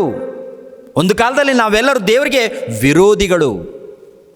ಯಾಕೋಬನ ಬರೆದ ಪತ್ರಿಕೆ 4ನೇ ಅಧ್ಯಾಯ, ಯಾಕೋಬನ ಬರೆದ ಪತ್ರಿಕೆ 4ನೇ ಅಧ್ಯಾಯ 4ನೇ ವಚನವನ್ನು ನೋಡಿ ಪ್ರಿಯರಾದ ದೇವರ ಮಕ್ಕಳಿರ. ಯಾಕೋಬನ ಬರೆದ ಪತ್ರಿಕೆ 4ನೇ ಅಧ್ಯಾಯ 4ನೇ ವಚನವನ್ನು, ವ್ಯಭಿಚಾರಿಗಳು ನೀವು, ಇಹಲೋಕ ಸ್ನೇಹವು ದೇವ ವೈರವೆಂದು ನಿಮಗೆ ತಿಳಿಯದೋ? ಲೋಕಕ್ಕೆ ಸ್ನೇಹಿತನಾಗಬೇಕೆಂದಿರುವವನು ತನ್ನನ್ನು ದೇವರಿಗೆ ವಿರೋಧಿಯನ್ನಾಗಿ ಮಾಡಿಕೊಳ್ಳುತ್ತಾನೆ. ದೇವರಿಗೆ ವಿರೋಧಿಯನ್ನಾಗಿ ಅಂದರೆ ಈ ಲೋಕದಲ್ಲಿ, ಅಂದರೆ ತಂದೆಯಾದ ದೇವರನ್ನ ಬಿಟ್ಟು ಇಷ್ಟ ಬಂದಾಗೆ ನಡೆಯುವಂಥದ್ದು, ಇಷ್ಟ ಬಂದಾಗೆ ದೇವತೆಗಳನ್ನು ಮಾಡಿಕೊಂಡಿರುವಂಥದ್ದು, ಇದೆಲ್ಲ ನೋಡುವಾಗ ದೇವರಿಗೆ ವಿರೋಧ. ಆನಂತರ ವ್ಯಭಿಚಾರ ಮಾಡುವಂಥದ್ದು ದೇವರಿಗೆ ವಿರೋಧ, ಕಳ್ಳತನ ಮಾಡುವಂಥದ್ದು ದೇವರಿಗೆ ವಿರೋಧ, ನರಹತ್ಯೆ ಮಾಡುವಂಥದ್ದು ದೇವರಿಗೆ ವಿರೋಧ, ಮಾನಭಂಗ ಮಾಡುವಂಥದ್ದು, ದೋಚಿಕೊಳ್ಳುವಂಥದ್ದು, ಮೋಸ ಮಾಡುವಂಥದ್ದು, ಇವೆಲ್ಲ ನೋಡುವಾಗ ವಿರೋಧ, ದೇವರಿಗೆ ವಿರೋಧ. ಅಂದರೆ ಕಳ್ಳತನ ಮಾಡಿದ್ರೆ ದೇವರು ಸಹಿಸಲ್ಲ, ಅಂದರೆ ಇನ್ನೊಬ್ಬರನ್ನ ದೋಚಿಕೊಂಡ್ರೆ ದೇವರು ಸಹಿಸಲ್ಲ. ಅವನು ಏನಾಗ್ತಾನಂತ ನೋಡುವಾಗ ದೇವರ ದೃಷ್ಟಿಗೆ ಅವನು ವಿರೋಧಿ ಆಗ್ತಾನೆ. ಇನ್ನೊಬ್ಬರನ್ನ ಹಾಳು ಮಾಡಿದರೆ, ಇನ್ನೊಬ್ಬರನ್ನ ಮಾನಭಂಗ ಮಾಡಿದರೆ ಅವನು ಏನಾಗ್ತಾನಂತ ನೋಡುವಾಗ ದೇವರಿಗೆ ವಿರೋಧಿ ಆಗ್ತಾನೆ. ಅಂದರೆ ಭೂಮಿಯ ಮೇಲೆ ಮತ್ತೊಬ್ಬರ ಸೊತ್ತನ್ನು ಎಳ್ಕೊಂಡಾಗ, ಮತ್ತೊಬ್ಬರ ಹೆಂಡತಿಯನ್ನು ಹಾಳು ಮಾಡಿದಾಗ, ಇನ್ನೊಬ್ಬರನ್ನ ದೋಚಿಕೊಂಡಾಗ, ಇನ್ನೊಬ್ಬರಿಗೆ ಮೋಸ ಮಾಡಿದಾಗ, ನರಹತ್ಯೆ ಮಾಡಿದಾಗ, ಇವೆಲ್ಲ ಇದ್ದಾಗ ಯಾರಿಗೆ ವೈರಿಗಳಾಗ್ತಾರೆ, ಯಾರಿಗೆ ವಿರೋಧಿಗಳಾಗ್ತಾರೆ ಅಂತ ನೋಡುವಾಗ ದೇವರಿಗೆ ವಿರೋಧಿಗಳಾಗ್ತಾರೆ. ದೇವರಿಗೆ ವಿರೋಧಿಗಳಾದಾಗ ದೇವ್ರೇನು ಮಾಡ್ತಾನೆ? ನೀವು ಪ್ರಾರ್ಥನೆ ಮಾಡಿದ್ರೂ ಕೇಳಲ್ಲ, ವಿಜ್ಞಾಪನೆ ಮಾಡಿದ್ರೂ ಕೇಳಲ್ಲ. ಏನ್ರಿ ಈ ಪಾಪಗಳು ದೇವರಿಗೆ ಏನಾಗಿರುತ್ತಂತ ನೋಡುವಾಗ ಅಡ್ಡಗೋಡೆಗಳು. ಯೆಶಾಯ ಗ್ರಂಥ 59ನೇ ಅಧ್ಯಾಯ, ಯೆಶಾಯ ಗ್ರಂಥ 59ನೇ ಅಧ್ಯಾಯ 1ನೇ ವಚನವನ್ನು ನೋಡಿ ಪ್ರಿಯರೇ. ಯೆಶಾಯ ಗ್ರಂಥ 59ನೇ ಅಧ್ಯಾಯ 1ನೇ ವಚನವನ್ನು ಗಮನಿಸೋಣ. ಇಗೋ, ಯೆಹೋವನ ಹಸ್ತವು ರಕ್ಷಿಸಲಾರದಂತೆ ಮೋಟುಗೈಯಲ್ಲ, ಆತನ ಕಿವಿಯು ಕೇಳಲಾರದ ಹಾಗೆ ಕಿವುಡಲ್ಲ. ಆದರೆ ನಿಮ್ಮ ಅಪರಾಧಗಳೇ ನಿಮ್ಮ ದೇವರಿಂದ ನಿಮ್ಮನ್ನು ಅಗಲಿಸುತ್ತಾ ಬಂದಿವೆ, ನಿಮ್ಮ ಪಾಪಗಳೇ ಆತನು ಕೇಳಲಾರದಂತೆ ಆತನ ಮುಖಕ್ಕೆ ಅಡ್ಡವಾಗಿವೆ. ನಿಮ್ಮ ಕೈಗಳು ರಕ್ತದಿಂದ ವಲಸಾಗಿವೆ, ನಿಮ್ಮ ಬೆರಳುಗಳು ಅಪರಾಧದಿಂದ ಅಶುದ್ಧವಾಗಿವೆ, ನಿಮ್ಮ ತುಟಿಗಳು ಸುಳ್ಳಾಡುತ್ತವೆ, ನಿಮ್ಮ ನಾಲಿಗೆಯು ಕೆಡುಕನ್ನು ನುಡಿಯುತ್ತವೆ. ಇದರಲ್ಲಿ ಯಾರು ನ್ಯಾಯವಾಗಿ ನ್ಯಾಯಸ್ಥಾನಕ್ಕೆ ಹೋಗುವುದಿಲ್ಲ, ಯಾರು ಸತ್ಯವಾಗಿ ವಾದಿಸುವುದಿಲ್ಲ. ಇವರು ಶೂನ್ಯವಾಗಿರುವುದನ್ನು ನಂಬಿಕೊಂಡು ಅಬದ್ಧವನ್ನಾಡುತ್ತಾರೆ, ಹಿಂಸೆಯನ್ನು ಗರ್ಭ ಧರಿಸಿ ಶ್ರಮೆಯನ್ನು ಹೆರುತ್ತಾರೆ. ಹಾವಿನಂತೆ ಕೇಡಿನ ಮೊಟ್ಟೆಗಳನ್ನು ಮರಿ ಮಾಡುತ್ತಾರೆ, ಜಾಡರ ಹೂಳದಂತೆ ಬಲೆಯನ್ನು ನೇಯುತ್ತಾರೆ. ಆ ಮೊಟ್ಟೆಗಳನ್ನು ತಿನ್ನುವವರಿಗೆ ಮರಣವಾಗುವುದು. ಅರ್ಥ ಆಗತ್ತಾ ಏನಾಗಿದೆ ಅಂತ ನೋಡುವಾಗ? ಏನು ನಾವು ಪಾಪ ಮಾಡಿದ್ರೆ ದೇವರಿಗೆ ವೈರಿ? ನಾವು ಪಾಪ ಮಾಡಿದ್ರೆ? ನೀನು ಪಾಪ ಮಾಡೋದಕ್ಕೆ ನಿನಗೆ ಜೀವಿತವನ್ನು ಕೊಟ್ಟಿಲ್ಲ ಮಗನೇ, ಮಗಳೇ. ಇಷ್ಟ ಬಂದ ಹಾಗೆ ನಡ್ಕೊಳ್ಳೋದಕ್ಕೆ ಈ ಜೀವಿತ ಕಾಲವನ್ನು ಕೊಟ್ಟಿಲ್ಲ ನಿನಗೆ ಈ ಬದುಕು ಕೊಟ್ಟಿದ್ದಾರಲ್ಲ, ಈ ಬದುಕು ನಿನಗೆ ಇಷ್ಟ ಬಂದ ಹಾಗೆ ನಡ್ಕೋ, ಇಷ್ಟ ಬಂದ ಹಾಗೆ ಕುಡಿ, ಇಷ್ಟ ಬಂದ ಹಾಗೆ ಅನ್ಯಾಯ ಮಾಡು, ಇಷ್ಟ ಬಂದ ಹಾಗೆ ದೋಚುಕೊಂತ ದೇವರು ನಿನಗೆ ಆಕಾರವನ್ನು ಕೊಟ್ಟಿಲ್ಲಪ್ಪ. ನಿನಗೆ ಆಕಾರವನ್ನು ಕೊಟ್ಟಿಲ್ಲ, ನಿನಗೆ ಬದುಕು ಕೊಟ್ಟಿಲ್ಲ. ಈ ಲೋಕದಲ್ಲಿ ಭಕ್ತನಾಗಿ, ನೀತಿವಂತನಾಗಿ, ದೇವರಿಗೆ ಒಳಪಟ್ಟು ಉನ್ನತನಾಗಿ ಬದುಕಬೇಕು, ಶ್ರೇಷ್ಠನಾಗಿ ಬದುಕಬೇಕು. ಅದಕ್ಕೆ ಕ್ರಿಸ್ತ ಪೂರ್ವದಲ್ಲಿದ್ದಂಥ ಪ್ರಜೆಗಳು, 1ನೇ ಶತಮಾನದಲ್ಲಿದ್ದಂಥ ಪ್ರಜೆಗಳು ಏನಾಗಿದ್ದಾರಂತ ನೋಡುವಾಗ ಇಷ್ಟ ಬಂದ ಹಾಗೆ ದಾರಿ ತಪ್ಪಿದ್ದಾರೆ, ದೇವರಿಗೆ ವೈರಿಗಳಾಗಿದ್ದಾರೆ, ದೇವರ ವಿಷಯದಲ್ಲಿ ನೋಡುವಾಗ ಸಮಾಧಾನ ಇಲ್ಲದೆ ಜೀವಿಸ್ತಾ ಇದ್ದಾರೆ. ಆದ್ದರಿಂದ ಸಮಾಧಾನ ಪಡಿಸೋದಕ್ಕೆ ಪರಲೋಕದಿಂದ ಶಕ ಪುರುಷನಾಗಿರುವಂಥ ಯೇಸು ಕ್ರಿಸ್ತರು ಇಳಿತಾರೆ. ಯೇಸು ಕ್ರಿಸ್ತರು ಸಮಾಧಾನದ ಪ್ರಭು ಅಂದರೆ ತಂದೆ. ಇವರು ಪಾಪ ಮಾಡಿದ್ದಾರಲ್ವಾ, ಇವರನ್ನು ಕಾಪಾಡೋಣ. ನಾನು ಹೋಗ್ತೀನಿ ತಂದೆ, ನಿಮ್ಮ ಮಕ್ಕಳನ್ನು ನಾನು ಕಾಪಾಡ್ತೀನಿ ತಂದೆ, ನಿಮ್ಮ ಮಕ್ಕಳನ್ನು ನಿಮ್ಮ ಕೈಗೆ ಒಪ್ಪಿಸ್ತೀನಿ ತಂದೆ, ಒಳ್ಳೆ ರೀತಿಯಲ್ಲಿ ನಾನು ಹೋಗ್ತೀನಿ ದೇವರೇ, ನಾನು ಹೋಗ್ತೀನಿ ತಂದೆ ಅಂತೇಳಿ ಪ್ರಭು ಬಂದಿರುವಂಥದ್ದು ಕ್ರಿಸ್ತನು. ಅಂದರೆ ತಂದೆಯಾದ ದೇವರು ನೋಡುವಾಗ ದುಃಖದಲ್ಲಿ, ವೇದನೆಯಲ್ಲಿ, ಸಮಾಧಾನ ಇಲ್ಲದ ಪರಿಸ್ಥಿತಿಯಲ್ಲಿ ತಂದೆಯಾದ ದೇವರು ಇರುವಾಗ ಭೂಮಿಯ ಮೇಲೆ ಮಕ್ಕಳ ಮೂಲಕ, ಏನಂದರೆ ಮಕ್ಕಳ ಮೂಲಕನೇ ದೇವರಿಗೆ ಸಮಾಧಾನ ಇಲ್ಲ, ಮಕ್ಕಳ ಮೂಲಕ ದೇವರಿಗೆ ಸಂತೋಷ ಇಲ್ಲ, ದುಃಖದಲ್ಲಿದ್ದಾರೆ. ನಿನ್ನ ಮಗಳು, ನಿನ್ನ ಮಗನು ಇಷ್ಟ ಬಂದಾಗಿ ವ್ಯಭಿಚಾರ, ಇಷ್ಟ ಬಂದಾಗಿ ಅನ್ಯಾಯ, ಇಷ್ಟ ಬಂದಾಗಿ ಮೋಸ ಮಾಡಿದಾಗ ತಂದೆ ತಾಯಿಗಳಾಗಿರುವಂಥ ನೀವು ಸಹಿಸಬಲ್ಲಿರಾ? ಈ ಲೋಕದಲ್ಲಿ ಇಲ್ಲ. ಹೊಟ್ಟೆ ತುಂಬ ಊಟ ಮಾಡಿ ನೆಮ್ಮದಿಯಾಗಿ ನಿದ್ದೆ ಮಾಡ್ತೀರಾ? ಇಲ್ಲ. ಹಾಗಿರುವಾಗ ಜಗತ್ತನ್ನು ಉಂಟು ಮಾಡಿರುವಂಥ ತಂದೆಯಾದ ಆ ಪರಮಾತ್ಮ ಹೇಗ್ರಿ ನಿದ್ದೆ ಮಾಡ್ತಾರೆ? ಹೇಗ್ರಿ ಸಂತೋಷವಾಗಿರ್ತಾರೆ? ಅದಕ್ಕೆ ಪ್ರಭುವಾಗಿರುವಂಥ ಯೇಸು ಕ್ರಿಸ್ತರು ಬಂದಿದ್ದಾರೆ. ಪಾಪದಲ್ಲಿ ಇದ್ದಂಥ ಪ್ರಜೆಗಳು ಅಂದರೆ ದೇವರಿಗೆ ವಿರೋಧಿಗಳು, ದೇವರಿಗೆ ವೈರಿಗಳು. ನೋಡಿದ್ದೀವ ವಚನವನ್ನು? ಮತ್ತೆ ಅಲ್ಲಿಗೆ ಬನ್ನಿ, ಯಾಕೋಬನು ಬರೆದ ಪತ್ರಿಕೆಗೆ. ಯಾಕೋಬನು ಬರೆದ ಪತ್ರಿಕೆ 4ನೇ ಅಧ್ಯಾಯ.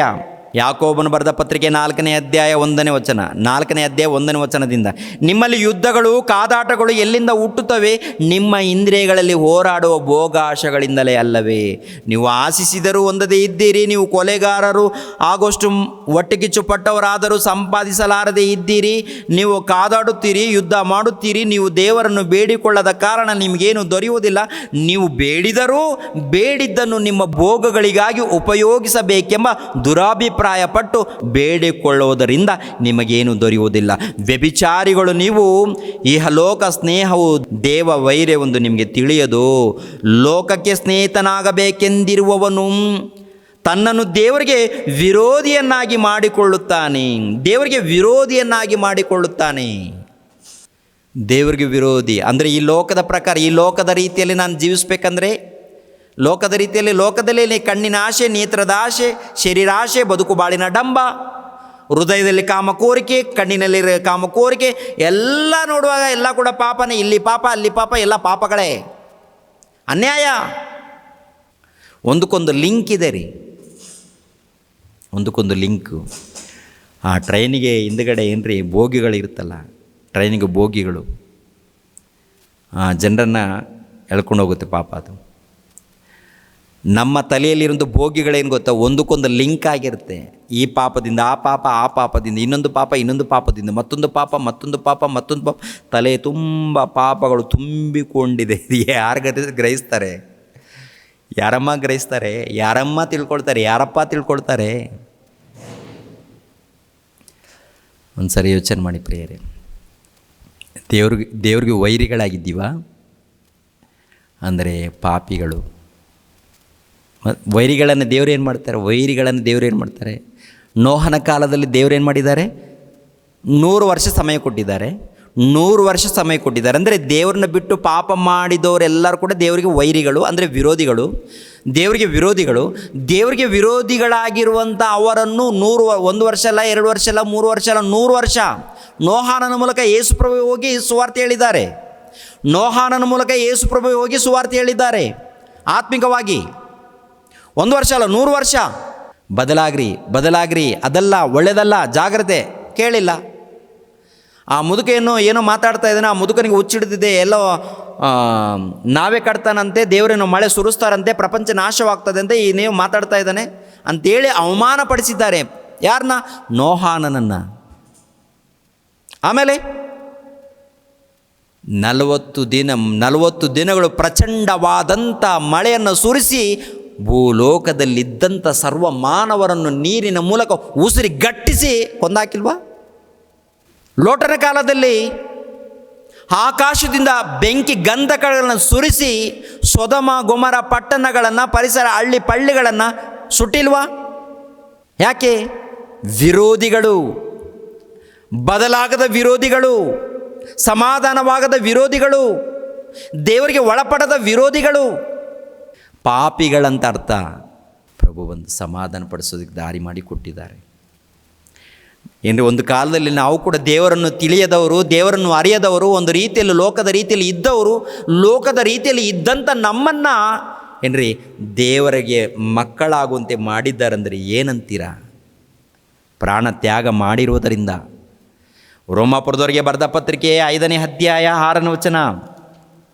ರೋಮಾಪುರದವರಿಗೆ ಬರೆದ ಪತ್ರಿಕೆ 5ನೇ ಅಧ್ಯಾಯ 6ನೇ ವಚನವನ್ನು ಗಮನಿಸಿರಿ ಪ್ರಿಯರಾದ ದೇವರ ಮಕ್ಕಳಿರ. ನಾವು ಆಸಕ್ತರಾಗಿದ್ದಾಗಲೇ ಕ್ರಿಸ್ತನು ನೇಮಿತ ಕಾಲದಲ್ಲಿ ಭಕ್ತಿಹೀನರಿಗೋಸ್ಕರ ಪ್ರಾಣ ಕೊಟ್ಟನು. ನೀತಿವಂತರಿಗೋಸ್ಕರ ಯಾರಾದರೂ ಪ್ರಾಣ ಕೊಡುವುದು ಅಪರೂಪ. ಉಪಕಾರಿಗೋಸ್ಕರ ಪ್ರಾಣ ಕೊಡುವುದಕ್ಕೆ ಯಾವನಾದರೂ ಧೈರ್ಯ ಮಾಡಿದರೂ ಮಾಡ್ಯಾನು. ಆದರೆ ನಾವು ಪಾಪಿಗಳಾಗಿದ್ದಾಗಲೂ, ಅಂದರೆ ದೇವರಿಗೆ ವಿರೋಧಿಗಳಾಗಿದ್ದಾಗಲೂ ಕ್ರಿಸ್ತನು ನಮಗೋಸ್ಕರ ಪ್ರಾಣ ಕೊಟ್ಟದರಲ್ಲಿ ದೇವರು ನಮ್ಮ ಮೇಲೆ ತನಗಿರುವ ಪ್ರೀತಿಯನ್ನು ಸಿದ್ಧಾಂತಪಡಿಸಿದ್ದಾನೆ. ನಮ್ಮ ಮೇಲೆ ಪ್ರೀತಿ ಇದೆ. ನಾವು ದೇವರಿಗೆ ವಿರೋಧಿಗಳು, ದೇವ್ರ ದೃಷ್ಟಿಯಲ್ಲಿ ಪಾಪಿಗಳು, ವಿರೋಧಿಗಳಾಗಿರುವಾಗಲೂ ಕೂಡ ನಮ್ಮನ್ನು ಕಾಪಾಡೋದಕ್ಕೆ ತನ್ನ ಪ್ರಿಯ ಕುಮಾರನನ್ನು ಈ ಲೋಕಕ್ಕೆ ಕಳಿಸಿಕೊಟ್ಟು ಆತನ ಮೂಲಕ ರಕ್ಷಣೆ ಮಾರ್ಗವನ್ನು ಕಲ್ಪಿಸಿಕೊಟ್ಟಿದ್ದಾರೆ. ಅಂದರೆ ಅದರಲ್ಲಿದೆ ರೀ ಪ್ರೀತಿ, ಅದರಲ್ಲಿದೆ ರೀ ಹಬ್ಬ. ರಕ್ಷಣೆ ಮಾರ್ಗವನ್ನು ಬಂದಿದೆ ಅಂದರೆ ಹಬ್ಬ ಮಾಡಿಕೊಳ್ಳುವಂಥದ್ದು. ಯಾವಾಗ ಹಬ್ಬ ಅಂತ ನೋಡುವಾಗ, ಯಾವಾಗ ಯೇಸು ಕ್ರಿಸ್ತರು ಬಂದಿದ್ದಾರೋ ಅಂದಿನಿಂದ ಏನ್ರಿ ಈ ಲೋಕ ಮುಗಿಯೋ ತನಕ ಪ್ರತಿನಿತ್ಯ ಅಂತ ನೋಡುವಾಗ ಪ್ರತಿನಿತ್ಯ ಹಬ್ಬ. ವರ್ಷಕ್ಕೊಂದು ಸಾರಿ ಬಂದು ನಾನು ಕ್ರಿಸ್ಮಸ್ ಹಬ್ಬ ಮಾಡ್ಕೊಳ್ತೀನಿ, ಅಲ್ಲೂಯ್ಯ, ಮನೆ ಸಿಂಗಾರ, ಹೊರಗಡೆ ಸಿಂಗಾರ, ಚರ್ಚು ಸಿಂಗಾರ, ಲೈಟ್ ಹಾಕ್ರಿ, ಆಮೇಲೆ ಸ್ಟಾರ್ ಹಾಕ್ರಿ, ಆನಂತರ ಕ್ರಿಸ್ಮಸ್ ಕೇಕ್ ಅಂತೀರಾ, ಆಮೇಲೆ ಬಿರಿಯಾನಿ ಅಂತೀರಾ. ವರ್ಷಕ್ಕೊಂದು ಸಾರಿ ಮಾಡಿದ್ರೆ ನೀನೆಂಥ ಭಕ್ತನಪ್ಪ? ವರ್ಷಕ್ಕೊಂದು ಸಾರಿ ಮಾಡು, ಪ್ರಪಂಚಕ್ಕೆ ಪರಿಚಯ ಮಾಡು. ಆದರೆ ಪ್ರತಿನಿತ್ಯ ನೀನು ದೇವರ ವಿಷಯದಲ್ಲಿ ಸಂತೋಷ ಪಡಬೇಕು. ಯಾಕೆಂದರೆ ನಿನಗೆ ರಕ್ಷಣೆ ಮಾರ್ಗ ಬಂದಿದೆ. ಒಂದು ಕಾಲದಲ್ಲಿ ಕ್ರಿಸ್ತನಿಗೆ ವಿರೋಧಿಯಾಗಿರುವಂಥ ನೀನು ದೇವರ ಮಗನಾಗಿ ಮಾರ್ಪಟ್ಟಿದ್ದೀ. ಅಂದರೆ ಪ್ರತಿನಿತ್ಯ ದೇವರ ವಿಷಯದಲ್ಲಿ ಆನಂದ ಪಡಬೇಕು, ನೀನು ಸಂತೋಷ ಪಡಬೇಕು. ನೀನು ಯಾಕೆ? ಪ್ರಭು ಬಂದಿದ್ದಾನೆ ಬದಲಾವಣೆ ಮಾಡೋದಕ್ಕೆ. 1ನೇ ಶತಮಾನದಲ್ಲಿ ಬಂದಿದ್ದಾನೆ ಎಂದು, ನಮಗೋಸ್ಕರ ಪ್ರಾಣ ತ್ಯಾಗ ಮಾಡಿದ್ದಾನೆ ಎಂದು, ಆ ತಂದೆಗೆ ನಮ್ಮನ್ನು ಮಕ್ಕಳಾಗಿ ಕೊಟ್ಟಿದ್ದಾನೆ ಎಂದು, ತಂದೆಗೂ ನಮಗೂ ಮಧ್ಯದಲ್ಲಿ ಇರುವಂಥ ಒಂದು ಅಸಮಾಧಾನವನ್ನು ಸಮಾಧಾನ ಪಡಿಸಿದ್ದಾನೆ ಎಂದು ಸಂತೋಷ ಪಡಬೇಕು ಸಹೋದರ ಸಹೋದರಿ. ಸಂತೋಷ ಪಡಬೇಕು ಸಹೋದರ ಸಹೋದರಿ. ಏನು ಮಾಡ್ತಾಯಿದ್ದೀವಿ ನೋಡಿ. ಆದರೆ ನಾವು ಪಾಪಿಗಳಾಗಿದ್ದಾಗಲೂ ಕ್ರಿಸ್ತನು ನಮಗೋಸ್ಕರ ಪ್ರಾಣ ಕೊಟ್ಟದರಲ್ಲಿ ದೇವರು ನಮ್ಮ ಮೇಲೆ ತನಗಿರುವ ಪ್ರೀತಿಯನ್ನು ಸಿದ್ಧಾಂತಪಡಿಸಿದ್ದಾನೆ. ಈಗ ನಾವು ಆತನ ರಕ್ತದಿಂದ ನೀತಿವಂತರಾಗಿರಲಾಗಿ ಆತನ ಮೂಲಕ ಬರುವ ಕೋಪಕ್ಕೆ ತಪ್ಪಿಸಿಕೊಳ್ಳುವುದು ಮತ್ತು ನಿಶ್ಚಯವಲ್ಲವೇ? ದೇವರಿಗೆ ವೈರಿಗಳಾಗಿದ್ದ ನಾವು ಆತನ ಮಗನ ಮರಣದ ಮೂಲಕ ಆತನೊಂದಿಗೆ ಸಮಾಧಾನವಾಗಿರಲಾಗಿ ಆತನ ಕೂಡ ಸಮಾಧಾನವಾದ ನಮಗೆ ಆ ಮಗನಿಗಿರುವ ಜೀವದಿಂದ ರಕ್ಷಣೆಯಾಗುವುದು ಮತ್ತು ನಿಶ್ಚಯವಲ್ಲವೇ? ಇಷ್ಟು ಮಾತ್ರವಲ್ಲದೆ ನಾವು ನಮ್ಮ ಕರ್ತನಾದ ಯೇಸು ಕ್ರಿಸ್ತನ ಮೂಲಕ ಸಮಾಧಾನದ ಸ್ಥಿತಿ ಹೊಂದಿದವರಾಗಿ ಆತನ ಮುಖಾಂತರ ದೇವರಲ್ಲಿ ಹರ್ಷಗೊಳ್ಳುತ್ತೇವೆ. ಅಂದರೆ ದೇವರೇ, ಇಷ್ಟು ದಿನ ನಿಮಗೆ ವಿರೋಧಿಗಳಾಗಿದ್ದೇವೆ ದೇವರೇ, ಇಷ್ಟು ದಿನ ಪಾಪದಲ್ಲಿದ್ದೇವೆ ದೇವರೇ, ನಿಮ್ಮ ಪ್ರಿಯಕುಮಾರನ ಮೂಲಕ ನಮಗೆ ರಕ್ಷಣೆ ಮಾರ್ಗವನ್ನು ಬಂದಿದೆ, ಸಮಾಧಾನ ಬಂದಿದೆ, ತಿಳ್ಕೊಂಡಿದ್ದೇವೆ. ನೀವೇ ನಮ್ಮ ತಂದೆ ಎಂದು ತಿಳ್ಕೊಂಡಿದ್ದೇವೆ. ನೀವೇ ನಮ್ಮ ದೇವರು ಎಂದು, ನಮ್ಮ ತಂದೆ ಎಂದು ತಿಳ್ಕೊಂಡಿದ್ದೇವೆ ದೇವರೆಂದು ಹೇಳಿ ಒಪ್ಪಿಕೊಂಡು ಸಮಾಧಾನದಿಂದ ದೇವರನ್ನು ಘನಪಡಿಸುವಂಥದ್ದು, ದೇವರ ವಿಷಯದಲ್ಲಿ ಹರ್ಷ ಪಡುವಂಥದ್ದು, ಆನಂದ ಪಡುವಂಥದ್ದು, ಸಂತೋಷ ಪಡುವಂಥದ್ದು. ಯಾವಾಗ? ವರ್ಷಕ್ಕೊಂದು ಸಾರಿ ಅಲ್ಲ, ಪ್ರತಿನಿತ್ಯ. ನಿಜವಾದ ಭಕ್ತರು ಪ್ರತಿನಿತ್ಯ ಸಂತೋಷ ಪಡ್ತಾರೆ. ನಾನು ದೇವರ ಮಗನಾಗಿದ್ದೀನಿ, ನನಗೂ ದೇವ್ರಿಗೂ ಒಂದು ಕಾಲದಲ್ಲಿ ವಿರೋಧತ್ವ ಇತ್ತು, ನಾನು ದೇವರ ವಿಷಯದಲ್ಲಿ ತಪ್ಪು ಮಾಡಿದ್ದೆ, ಪಾಪ ಮಾಡಿದ್ದೆ, ದೇವರಿಗೆ ನಾನು ವಿರೋಧವಾಗಿ ನಡ್ಕೊಂಡಿದ್ದೆ. ಇವಾಗ ನಾನು ತಪ್ಪು ಮಾಡಿರುವಂಥ ವಿಷಯ ಗೊತ್ತಾಗಿದೆ, ಅದಕ್ಕೆ ನಾನು ಸಮಾಧಾನ ಆಗ್ತೀನಿ. ಪ್ರಭು ಮೂಲಕ ನನಗೆ ಸಮಾಧಾನ ಬಂದಿದೆ. ನಾನು ದೇವರಿಗೆ ಮಗನಾಗಿದ್ದೇನೆ, ನನ್ನ ತಂದೆಗೆ ನಾನು ಹತ್ತಿರ ಆಗಿದ್ದೇನೆ, ನನ್ನ ತಂದೆಯ ಬಳಿಯಲ್ಲಿ ನಾನು ಪ್ರಾರ್ಥನೆ ಮಾಡುವಂಥ ಭಾಗ್ಯ ಬಂದಿದೆ, ನನ್ನ ತಂದೆಗೆ ಘನಪಡಿಸುವಂಥ ಭಾಗ್ಯ ಬಂದಿದೆ ನನಗೆ ಅಂತ ಹೇಳಿ ಅದ್ಭುತವಾದಂಥ ಅರ್ಥ ಆಗತ್ತಾ ಬ್ರದರ್? ಅವೆಲ್ಲ ಬೇಡ, ನಾವು ಕ್ರಿಸ್ಮಸ್ ಹಬ್ಬ ಮಾಡ್ತೀವಿ, ನಿಮ್ಮ ಇಷ್ಟ, ಮಾಡ್ಕೋಬಾರ್ದಂತಲ್ಲ, ನನ್ನ ಅಭಿಪ್ರಾಯ ಅದಲ್ವಲ್ಲ. ಪ್ರಿಯರ ದೇವ್ರ ಮಕ್ಕಳಿರ, ನಿಮ್ಮ ಹೃದಯದಲ್ಲಿ ಪಾಪ ಇಟ್ಕೊಂಡು, ನಿಮ್ಮ ಹೃದಯದಲ್ಲಿ ವ್ಯಾಮೋಹ ಇಟ್ಕೊಂಡು, ನಿಮ್ಮ ಹೃದಯದಲ್ಲಿ ಕೊಳುಕು ಇಟ್ಕೊಂಡು ನೀನು ಹಬ್ಬ ಮಾಡ್ತೀನಂದರೆ ದೇವರು ಹೇಗಪ್ಪ ಸಂತೋಷ ಪಡ್ತಾನೆ? ನೀನು ಸಂತೋಷ ಪಡೋದಕ್ಕೆ, ಅದು ನೀನು ಸಂತೋಷ ಪಡೋದಕ್ಕೆ. ಎಫೆಸದವರಿಗೆ ಬರೆದ ಪತ್ರಿಕೆ 2ನೇ ಅಧ್ಯಾಯ 11ನೇ ವಚನ ನೋಡಿ, ಎಷ್ಟು ಅದ್ಭುತವಾದಂಥ ಮಾತುಗಳು ಪ್ರಿಯರೇ. ಅರ್ಥ ಮಾಡ್ಕೊಂಡಿದ್ದೀವ? ಅವೆಲ್ಲ ಬೇಡ ಬ್ರದರ್, ನಮಗೆ ಏನಾದರೂ ಲೋಕಕ್ಕೆ ಸಂಬಂಧಪಟ್ಟ ಏನಾದರೂ ಹೇಳ್ತೀರಾ ಹೇಳಿ, ಆಶೀರ್ವಾದಗಳು. ಎಫೆಸದವರಿಗೆ ಬರೆದ ಪತ್ರಿಕೆ 2ನೇ ಅಧ್ಯಾಯ 11.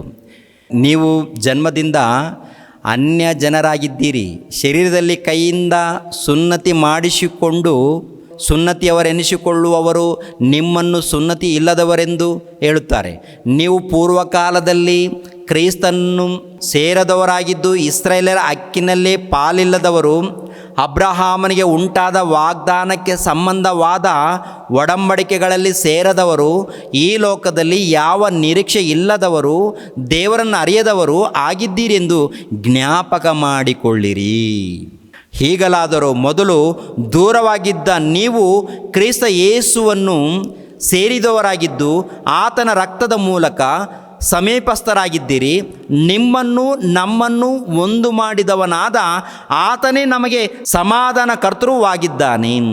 ಆತನು ತನ್ನ ಶರೀರವನ್ನು ಅರ್ಪಿಸಿದ್ದರಲ್ಲಿ ವಿಧಿರೂಪವಾದ ಆಜ್ಞೆಗಳುಳ್ಳ ಧರ್ಮಶಾಸ್ತ್ರವನ್ನು ತೆಗೆದುಹಾಕಿ ಇದ್ದ ದ್ವೇಷವನ್ನು ಮುಗಿಸಿ ನಮ್ಮನ್ನು ಅಗಲಿಸಿದ ಆ ಅಡ್ಡಗೋಡೆಯನ್ನು ಕೆಡವಿ ಹಾಕಿದನು.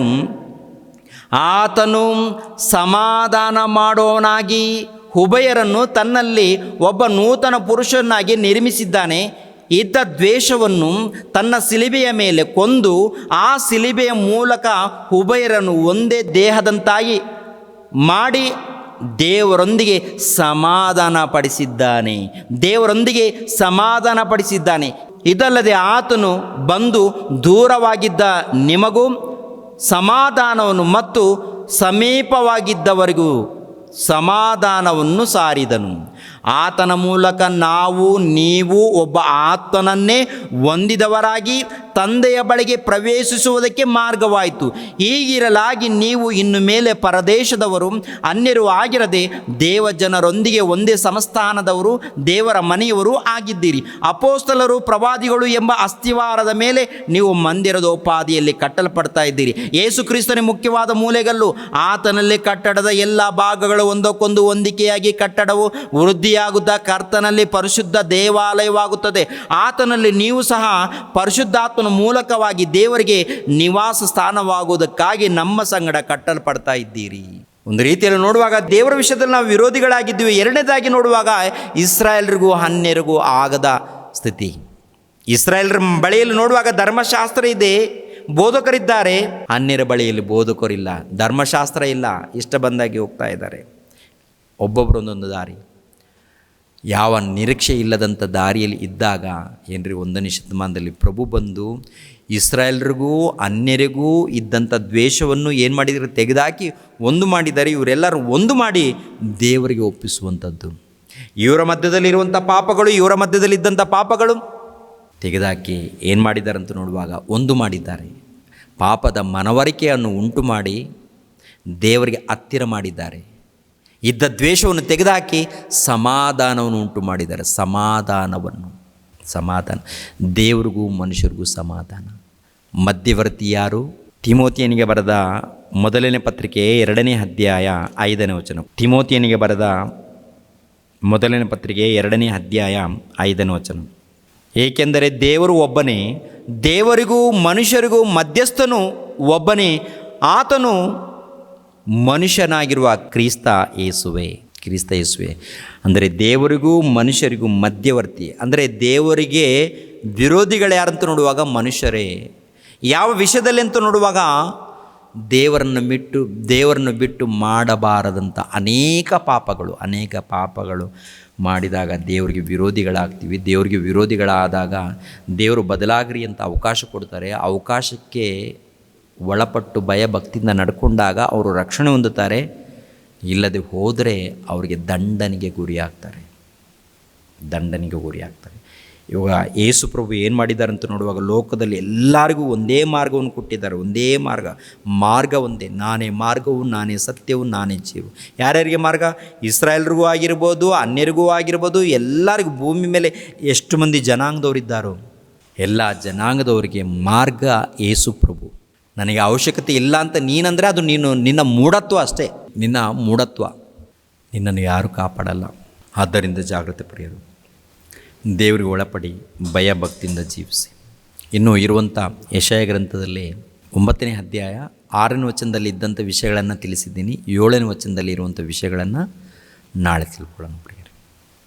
ಓಕೆನಾ? ದೇವರು ನಿಮ್ಮನ್ನು ನನ್ನನ್ನು ಆಶೀರ್ವದಿಸಲಿ. ಎಲ್ಲರೂ ತಲೆಬಾಗಿಸಿ ಪ್ರಾರ್ಥನೆ ಮಾಡ್ತಾರೆ. ನಮ್ಮನ್ನು ಬಹಳವಾಗಿ ಪ್ರೀತಿಸುವಂಥ ನಮ್ಮ ತಂದೆಯಾದ ದೇವರೇ, ವಂದನೆಗಳು, ಸ್ತೋತ್ರಗಳು ತಂದೆ. ನಿಮ್ಮ ವಾಕ್ಯಗಳನ್ನು ಇದ್ದದ್ದು ಇದ್ದಾಗಿ ಸಾರಿದ್ದೇನೆ. ನಿಮ್ಮ ಪ್ರಿಯ ಕುಮಾರನು ಈ ಲೋಕಕ್ಕೆ ಬಂದಿರುವಂಥ ಉದ್ದೇಶ ತಿಳಿಸಿದ್ದೇನೆ. ಈ ಲೋಕದಲ್ಲಿ ನಡೆಯುವಂಥ ಕಾರ್ಯಕ್ರಮಗಳ ಬಗ್ಗೆ ಎಚ್ಚರಿಸಿದ್ದೇನೆ.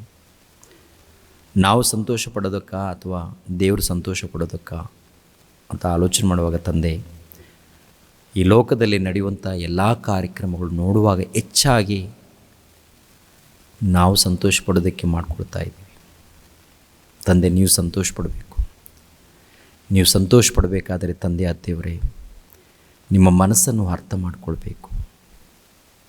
ನಿಮ್ಮ ಮನಸ್ಸನ್ನು ಅರ್ಥ ಮಾಡಿಕೊಂಡು ಈ ಲೋಕದಲ್ಲಿ ಭಕ್ತಿಯಿಂದ ಜೀವಿಸಬೇಕು. ತಂದೆಯಾದ ದೇವರೇ, ಒಂದು ಕಾಲದಲ್ಲಿ ನಿಮಗೆ ವಿರೋಧಿಗಳು ತಂದೆ, ನಿಮ್ಮ ವಿಷಯದಲ್ಲಿ ತಂದೆಯಾದ ದೇವರ ಅರ್ಥ ಮಾಡಿಕೊಳ್ಳದೆ ಪಾಪದಲ್ಲಿ ಇದ್ದವರು, ಲೋಕದ ವ್ಯಾಮೋಹದಲ್ಲಿ ಇದ್ದವರು, ಅಂಧಕಾರದ ದೊರೆತನದಲ್ಲಿ ಕತ್ತಲೆಯಲ್ಲಿ ಇದ್ದಂಥವರು ನಾವು, ಯಾವುದೋ ವ್ಯಾಮೋಹದಲ್ಲಿ ಇದ್ದವರು ನಾವು. ತಂದೆ, ನಮ್ಮನ್ನು ನಿಲ್ಲಿಸಿದ್ದೀರಾ, ಸತ್ಯವನ್ನು ತಿಳ್ಕೊಳ್ಳುವಂತೆ ಮಾಡಿದ್ದೀರಾ, ನಿಜಾಂಶಗಳನ್ನು ತಿಳ್ಕೊಳ್ಳುವಂತೆ ಮಾಡಿದ್ದೀರಾ. ಕೃತಜ್ಞತೆಗಳು, ಸ್ತೋತ್ರಗಳು. ನಿಮ್ಮ ಪ್ರಿಯ ಕುಮಾರನ ಬಗ್ಗೆ ಆಲೋಚನೆ ಮಾಡುವಾಗ ಅದ್ಭುತ ತಂದೆ. ಆತನ ಮಾತುಗಳು, ಆತನ ಕ್ರಿಯೆಗಳು, ಬೈಬಲ್ ಗ್ರಂಥವನ್ನು ಓದುವಾಗ, ಸತ್ಯವೇದ ಗ್ರಂಥವನ್ನು ಓದುವಾಗ, ಆತನ ಇತಿಹಾಸವನ್ನು ಓದುವಾಗ ಅದ್ಭುತ. ಮಾತುಗಳು ಅದ್ಭುತ, ಕ್ರಿಯೆಗಳು ಅದ್ಭುತ, ತ್ಯಾಗನೂ ಅದ್ಭುತ. ತಂದೆ, ಅಂಥ ಒಳ್ಳೆಯ ಮನಸ್ಸು ನಿಮ್ಮ ಮಕ್ಕಳಾಗಿರುವಂಥ ನಾವು ಕೂಡ ಧರಿಸಿಕೊಂಡು ಈ ಲೋಕದಲ್ಲಿ ಉನ್ನತರಾಗಿ, ಶ್ರೇಷ್ಠರಾಗಿ, ಭಕ್ತರಾಗಿ, ಬೆಳಕಾಗಿ ಜೀವಿಸಿ ನಿಮ್ಮ ಪ್ರೀತಿಯನ್ನು ಸಮಾಜಕ್ಕೆ ಪರಿಚಯ ಮಾಡಿ ಈ ಜೀವಿತ ಕಾಲವನ್ನು ಮುಗಿಸಿಕೊಂಡು ನೀವಿರುವಂಥ ಪರಲೋಕವನ್ನು ಪಡ್ಕೊಳ್ಳುವಂತೆ ಸಹಾಯ ಮಾಡಿ. ಈ ಲೋಕದಲ್ಲಿ ಇನ್ನೂ ಸ್ವಲ್ಪ ಕಾಲ, ಯಾವಾಗ ಏನಾಗುತ್ತೋ ಗೊತ್ತಿಲ್ಲ, ಈ ಲೋಕಕ್ಕೆ ಏನಾಗುತ್ತೋ ಗೊತ್ತಿಲ್ಲ. ನಮ್ಮ ಜೀವಿತ ಕಾಲ ಕೂಡ ಸ್ವಲ್ಪನೇ ತಂದೆ, ನಾವೇನು ಆಗ್ತೀವೋ ಗೊತ್ತಿಲ್ಲ ತಂದೆ. ಇರುವಷ್ಟು ಕಾಲ ನಿಮ್ಮನ್ನು ಧ್ಯಾನಿಸಿಕೊಂಡು ಭಕ್ತಿಯಿಂದ ಜೀವಿಸುವಂತೆ ಸಹಾಯ ಮಾಡಿ. ಎಷ್ಟು ಮಂದಿ ನೇರ ಪ್ರಸಾರದಲ್ಲಿ ನಿಮ್ಮ ವಾಕ್ಯಗಳನ್ನು ಕೇಳಿದ್ದಾರೋ ಎಲ್ಲರನ್ನು ಕನಿಕರಿಸಿ, ಎಲ್ಲರನ್ನು ಕಾಪಾಡಿ, ಪ್ರತಿ ಕುಟುಂಬಕ್ಕೆ ನೆಮ್ಮದಿ, ಶಾಂತಿ, ಸಮಾಧಾನವನ್ನು ದಯಪಾಲಿಸಿ. ಯೇಸು ಪವಿತ್ರ ನಾಮದಲ್ಲಿ ಬೇಡ್ತಾ ಇದ್ದೀನಪ್ಪ ತಂದೆ, ಆಮೆನ್. ನಮ್ಮ ತಂದೆಯಾದ ದೇವರ ಪ್ರೀತಿಯು, ನಮ್ಮ ರಕ್ಷಕನಾದ ಯೇಸು ಕ್ರಿಸ್ತರ ಕೃಪೆಯು, ಪವಿತ್ರ ಆತ್ಮನ ಅನ್ಯೋನ್ಯ ಸಹವಾಸವು ಸದಾಕಾಲ ದೇವರು ಜೊತೆಯಾಗಿದ್ದು ನಡೆಸಲಿ. ಆಮೇಲೆ ಎಲ್ಲರಿಗೂ ವಂದನೆಗಳು.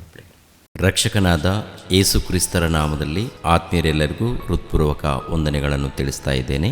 ದೇವರ ಸೇವೆ ನಿಮಿತ್ತವಾಗಿ ಪ್ರಾರ್ಥಿಸಿರಿ ಹಾಗೂ ದೇವರ ಸೇವೆಯಲ್ಲಿ ಭಾಗಿಗಳು ಆಗಿ. ಪ್ರತಿಯೊಬ್ಬನು ತನ್ನ ತನ್ನ ಹೃದಯದಲ್ಲಿ ನಿರ್ಣಯಿಸಿಕೊಂಡ ಪ್ರಕಾರ ಕೊಡಲಿ. ದುಃಖದಿಂದಾಗಲಿ ಬಲಾತ್ಕಾರದಿಂದಾಗಲಿ ಯಾರೂ ಕೊಡಬಾರದು. ಯಾಕೆಂದರೆ ಸಂತೋಷವಾಗಿ ಕೊಡುವವನ ಮೇಲೆ ದೇವರಿಗೆ ಪ್ರೀತಿಯುಂಟು. 2 ಕೊರಿಂಥದವರಿಗೆ ಬರೆದ ಪತ್ರಿಕೆ 9ನೇ ಅಧ್ಯಾಯ 7ನೇ ವಚನ.